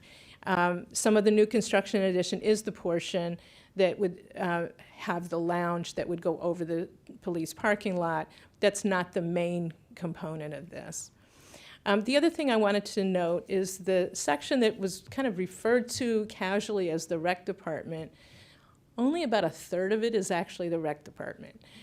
Most of it is the bathrooms and the hallways leading up and around the rec center, the rec department. You know, when we go forward, I think we can get and ask for a very specific cost estimate about what reorientation of the actual rec department offices would be out of this whole amount. In terms of soft costs, in some respects, in the March 2019 numbers, some soft costs were included in the construction addition costs, and then when you go into the cost estimator for the February 2020, some of the things that we considered soft costs, they considered in their renovation, in some of their expenses. So that's why it's not a clear apples to apples look here. I am pretty comfortable that the bottom lines are very close. And when we get to the point of making decisions, we need to make the decisions on the independent cost estimator numbers. Those are much more specified in terms of the actual steps, and so we are able to go through on a line-by-line basis for the various components. And I think that's, you know, trying to compare it to the old ones, in some respects, just will drive you crazy. I think we need to really focus on the individual components that are in the new numbers as we move forward. And this reflects some of the discussion that I just had. As we go through, I've seen some emails and some listserv postings that say that we're not including, you know, the high level of green features in the library, that we're not including kind of what our expectations are for meeting our sustainability goals. That's not the case. The architect needs to meet those requirements, and they're included in the city's contract for the library. One of the things that so the soft costs include the design fees, which are it's like $799,000. It's just under $800,000. It will include furnishings, which we can get a pretty good estimate from the architect. There's moving costs. I'll talk to that in a moment. Building permits. Some permits are included in the estimate, some are not. Most of them are in the soft costs. The soft costs include the price that the city will be paying for a construction manager, which is a key part of this project. It helps us keep the prices reasonable. It is how we've been able to maintain our budget on past projects. And then there's some small other internal costs. What we have to do is to identify where we will move to a temporary library or where we move the books and how we function. We have a couple different options that would not involve rental of space, but there would be moving costs and there would be kind of setting up costs in those. And so if we are to move forward, that's something that we would nail down and bring those numbers back to you. So there's a number of options that you have regarding costs, and they fall into three large buckets. I will say that the one thing that we will do, no matter what, is we will identify areas that may be cut, delayed, or changed to reduce costs. That's a normal process of construction.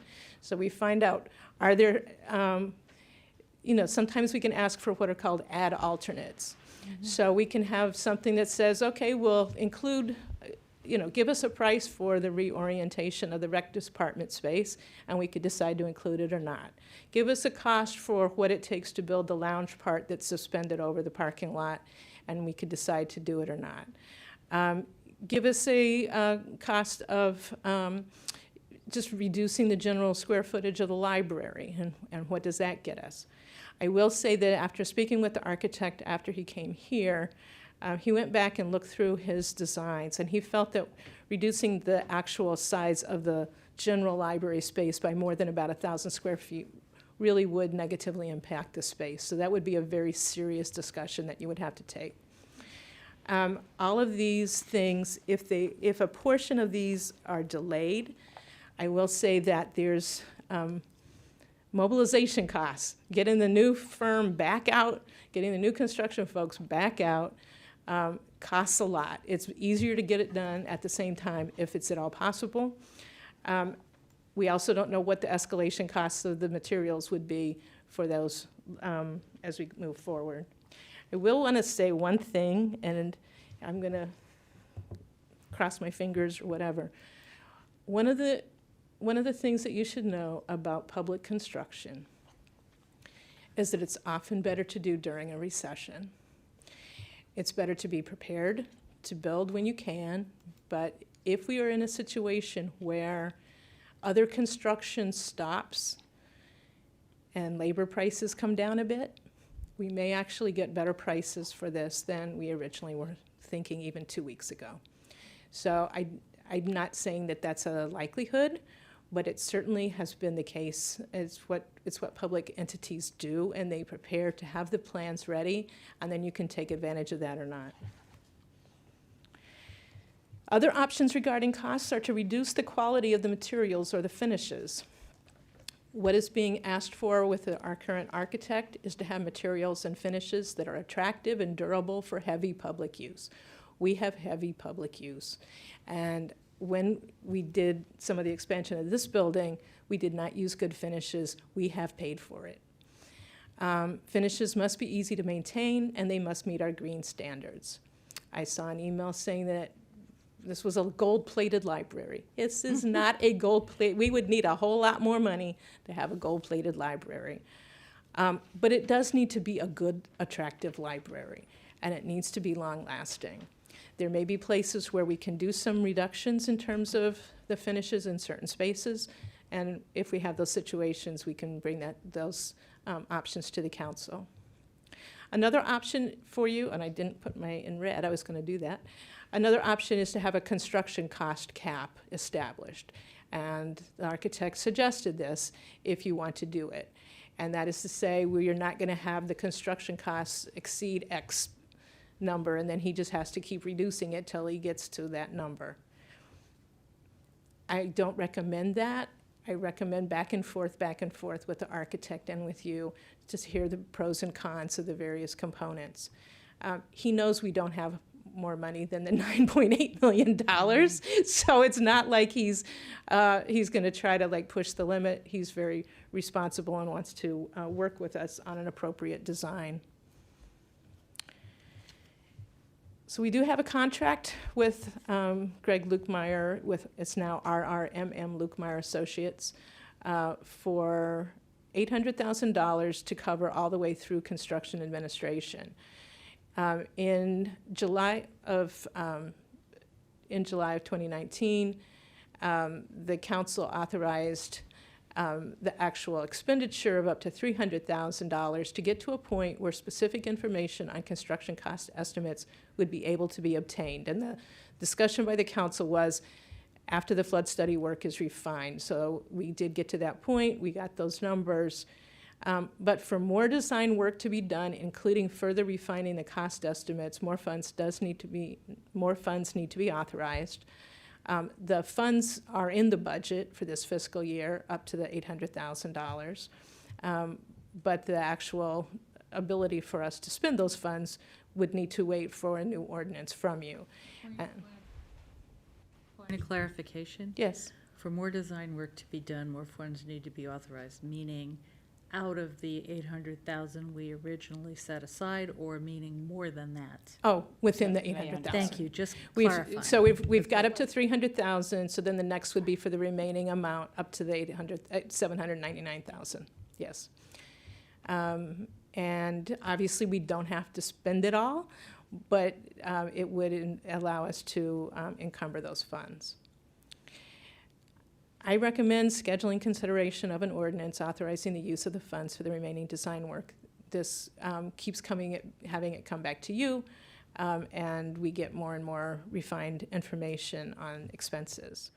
Part of the work of the architect is to refine the design so that these more precise cost estimates can be done.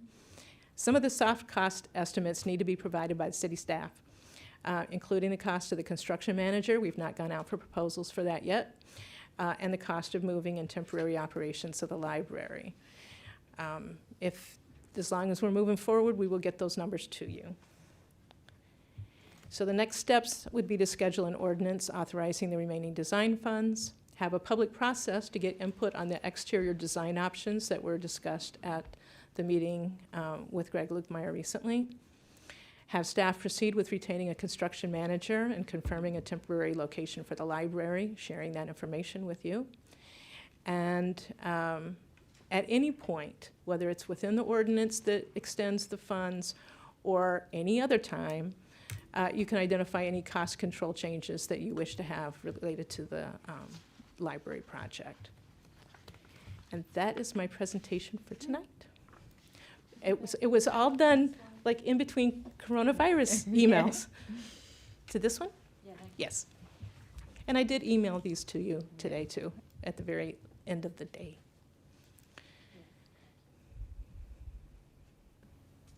Councilmember Stevens? If there's no questions regarding the library, I did want to offer an apology to Ms. Orange. I overlooked the email that Ms. Wiggins had sent me that you had sent to her that did mention the asbestos problem on March 3rd. And I apologize for not recognizing the significance of that at that time.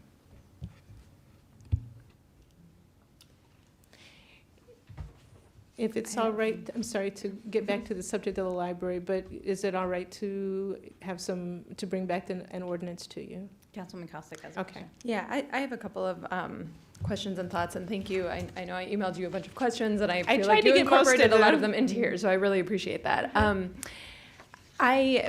First of all, as I said before, I'm frustrated that we haven't moved faster on this project because I think it's kind of been sitting for a long time, and we haven't really progressed on it much in the past couple of years. And the old building is degrading, and we need to do something. And so I'm strongly supportive of moving forward, and I think we need to do that. With regard to the costs, I do still feel like there's more we need to know with regard to the soft costs. And I also want to be sure, I'm comfortable authorizing more funds for the architect because I think regardless of the exact direction we're going in, we are going to be going in that direction, and we need him to continue to work, and I want him to continue to do that. But I would like to build in some provision that he gets back to us relatively soon, and I'd be interested in understanding when he feels he could do that with some of those more detailed cost estimates and the different potential outcomes in terms of cutting costs and what the impact of that would be. As you noted, I don't like the idea of the construction cost cap concept just because I think it doesn't provide us with any real information. I mean, it's hard to just say we want to cap it at X amount of money because we don't necessarily know what the impact of that is. Right. So I would like to understand what the impact of different cost scenarios would be and what options we have. And I don't want to just authorize the additional money and then have him sort of move away down the line and us not have a report back. So I would like to have that at a point soon. There absolutely is a commitment to keep coming back and forth. One of the things that he can come back with some additional information. I will say that for health reasons, he was off for a short period of time in between his presentation here and tonight. So he has been communicating by email, but it's been limited. So he will be able to have some information. He also does need to learn from us about some of those design elements that were presented to us as a way to help finalize to get more definite cost information. And so he wants us to move on that relatively quickly so that he can continue to get that information back to us. I mean, to me, we are at a place where I think about once a month, we should be able to have some new information. There will be a couple times of the cost estimators coming back, and then the kind of just before the construction bids go out, very good cost estimation comes with that, and then we see what the bids, when we go out to bid, we see what the bids come back. My understanding is that this particular firm, because they work with the actual bidders for other firms, they have pretty good, they're very close on their estimates versus what actually comes back. But until it's real, it's real. It's not real. So to me, it's it really is a thing where like every month to 6 weeks, kind of 4 to 6 weeks, we would be getting new information because it's finalizing. You know, we're moving from concept to real stuff. I would very much like to see that because I think that would be helpful in continuing to move the project forward Right. and not have it be, you know, 11 o'clock at night when we're discussing it. And That's you know, right. it's hard. And the other thing is I do think we need to have some more information about the construction manager estimates and the moving costs because Yeah, I think those could be big ticket items. Yes, but I think we have good estimates for them, but we would want to finalize those for you and get them to you. Yeah, as we're considering the costs, we just need to understand the soft costs That's more. right. Exactly. So I'd like to have that information. Yes, ma'am. And at what point would the construction manager come on? So when we worked with with this project, the auditorium renovation and public works project, the construction manager reviewed the construction documents before they went to bid to make sure that there weren't errors, and then and fully understood it, and then as the firm came on, would review the bids, packages, and would then go from there. So yeah. That was like that was really the question. Is like before the bids go out or after the bids go out, and that's. I want somebody before the bids go out. I think. Yeah. No, I was just thinking of timing. And I want to make a mention, there was a couple questions. We have been very close to budget. We're within budget on this project. We were very close to budget on the Public Works facility, precisely because we were watching each of these prices very well, and we had the construction manager on board to keep things tight. And it's the only way I would do this project. No, I just want to underscore that I completely agree with Councilwoman Costick. It's been an issue I've been living with and trying to move forward, and I would really, like to see us move forward. So I'm glad that we have on the agenda to have the ordinance come back. When we do the ordinance, if it's feasible to also lay out somewhat of a timeline moving forward. Mr. Lukemire had that and has just said it to us when he was here the last time. Right. If we do this, this, and this, Yeah. It doesn't necessarily have to, whatever works better, if it's in the ordinance or a supplementary document. It would be with it. helpful. It would Yeah. be. It wouldn't be in the ordinance, but it would be with it. Yeah, it'd be great. Councilmember Kovar. Yes, thank you, and thank you for the information. I'll try to be brief. So, one question was, you mentioned, and I'm not sure which slide it's on, but that we can identify components that maybe we wouldn't want in there. Absolutely. So does that have to be done,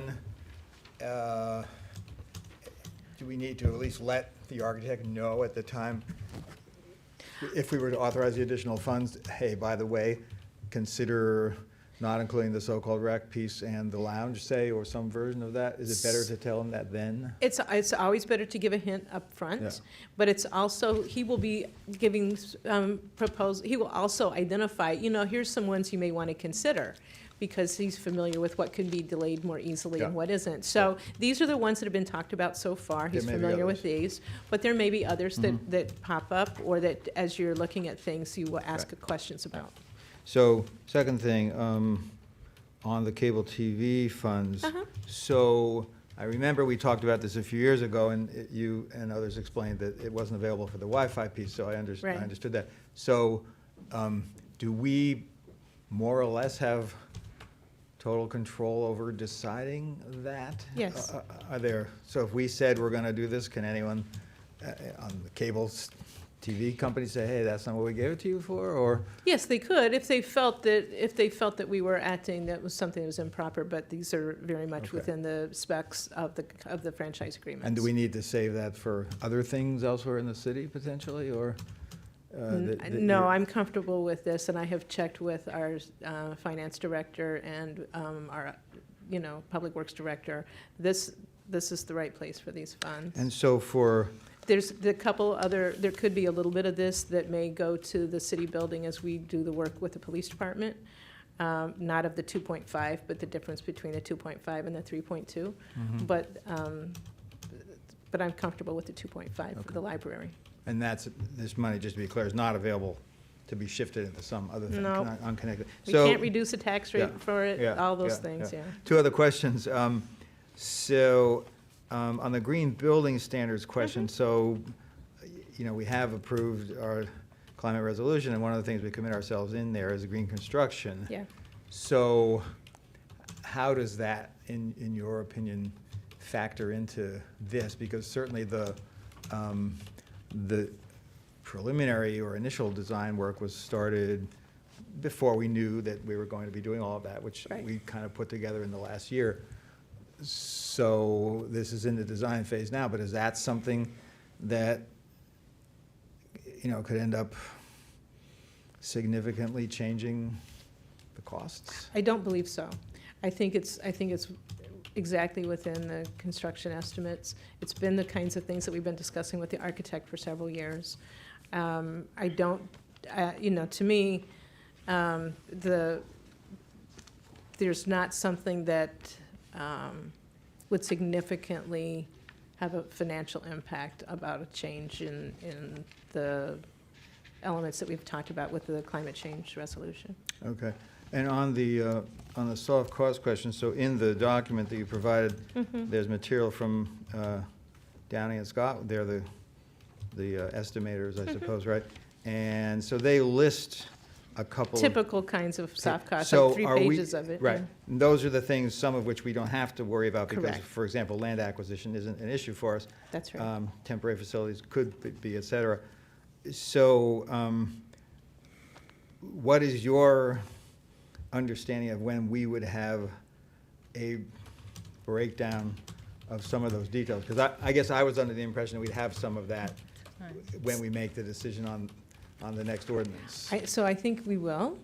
We had been provided some information in the past. I wanted to confirm it, the cost, likely cost of furnishings, certainly permit costs and, you know, insurance and all of those kinds of things are things that the architect can provide to us with very good estimates.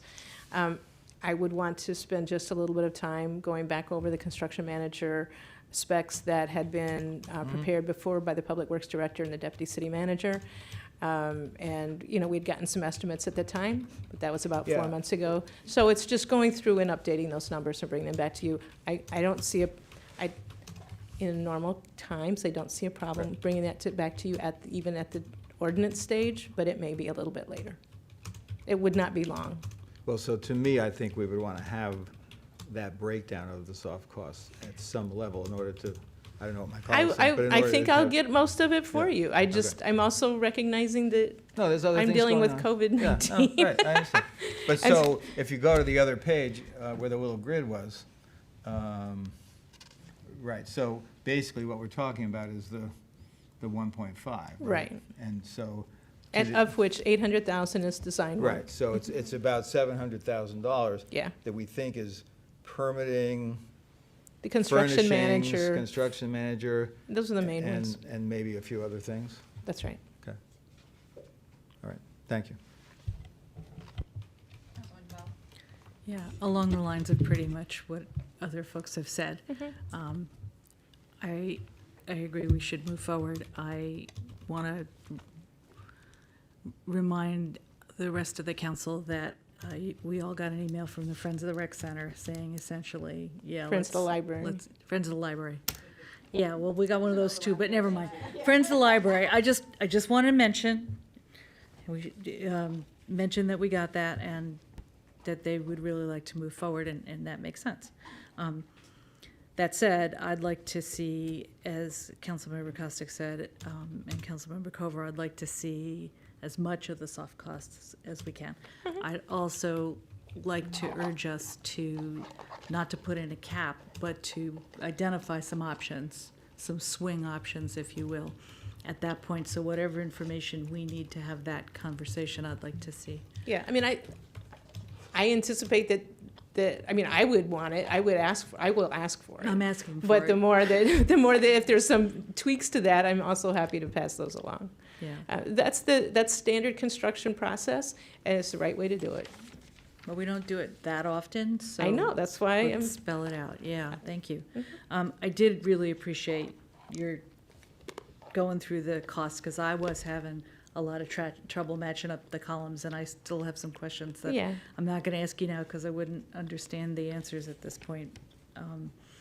But I'm struck in particular. Do you have anything else that you want to add about going from the second line from 6.8 to 5.8? Surprised a number of So us. the difference is down, that the doesn't difference happen is very where they often. put the contingency costs. Yeah.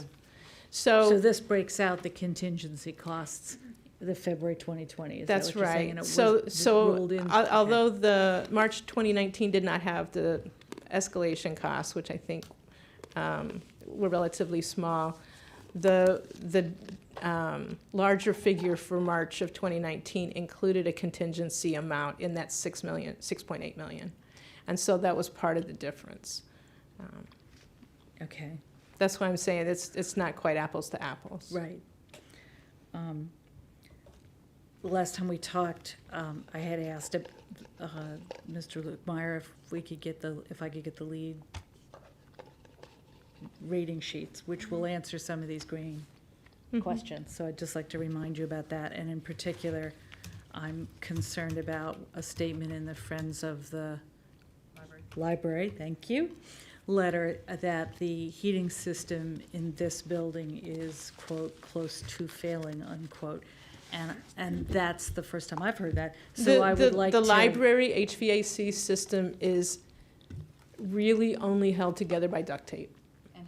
And has been for 4 years. And it is only because we have absolutely phenomenal maintenance staff and they've jury-rigged with like AC, those stupid little robot AC things in the summer, et cetera, have kept it going. And What so we do have in this facility, though, is a lot of unused capacity. I was just getting at that. And that's why this building doesn't quite work well enough either, because we're not using the capacity of the system. So we would want to share that system. And that relates to one of the biggest single items in green construction is the heating system. That's why I'm asking these questions, and I'd like you to That's bring right. that information back. And I just want to be clear about the $2 million in cable that was in the funds that was in the last budget and the 2.5 that's in this one. Right. Is it because we've gotten more in, or is it Yes. because you've decided that you can use more of it? It's because we have gotten more in and we haven't been spending very much. Okay, and how much do we get on a? I have to go back and it's going down because I cable's out I of need fashion. to double check. I was hoping to get that information today, but I got this Okay, so distracted. yeah, you think, and then we have the information for the budget. I just didn't have time to actually Yeah. get it into my Okay. office. Great, and then last, point about recession labor, very well made.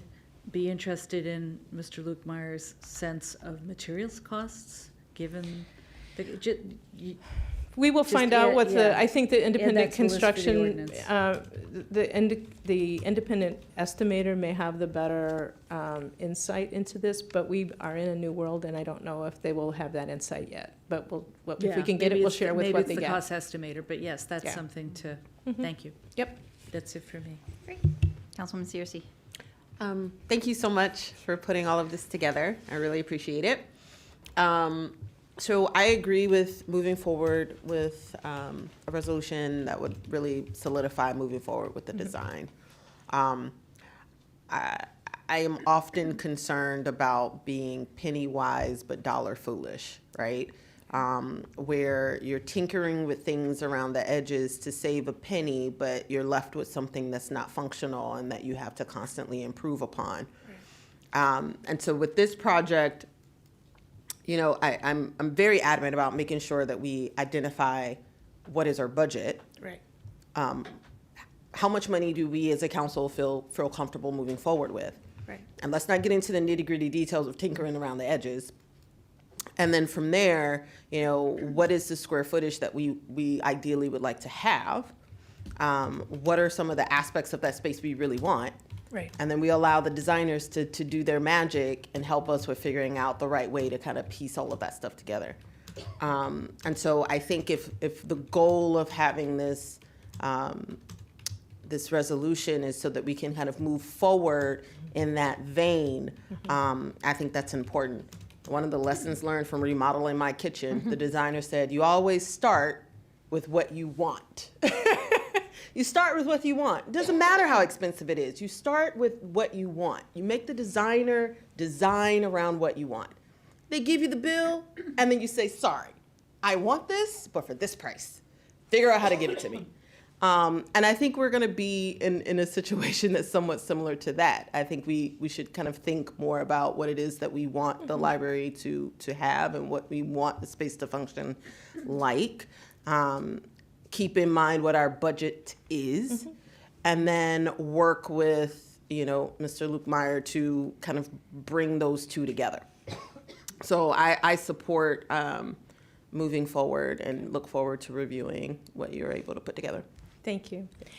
I do want to mention that we've had several times when we've had a lot of public discussion about what we want, and then kind of trying to narrow it down because this is not going to be a big library. And there were a number of standards that were set by the council, not reducing number of books, continue to have very flexible space so it can be used in differing ways. Those are the kind of themes that we're going to continue with. But if the wants change a little bit, then yes, we convey and we let the designer come back to us for that. Great. All right. Then I think we're coming back to this, and we are done before 11:30. Thank you very much. We will come back to everyone soon with additional plans regarding COVID-19 and other things. I hope people stay safe. Sign up for the Tacoma Park alerts, social media, and please, any information put out on listservs, rumors, other things that just don't seem right, chances are they're not. So check with us here at the city or some other reliable source. So thank you all.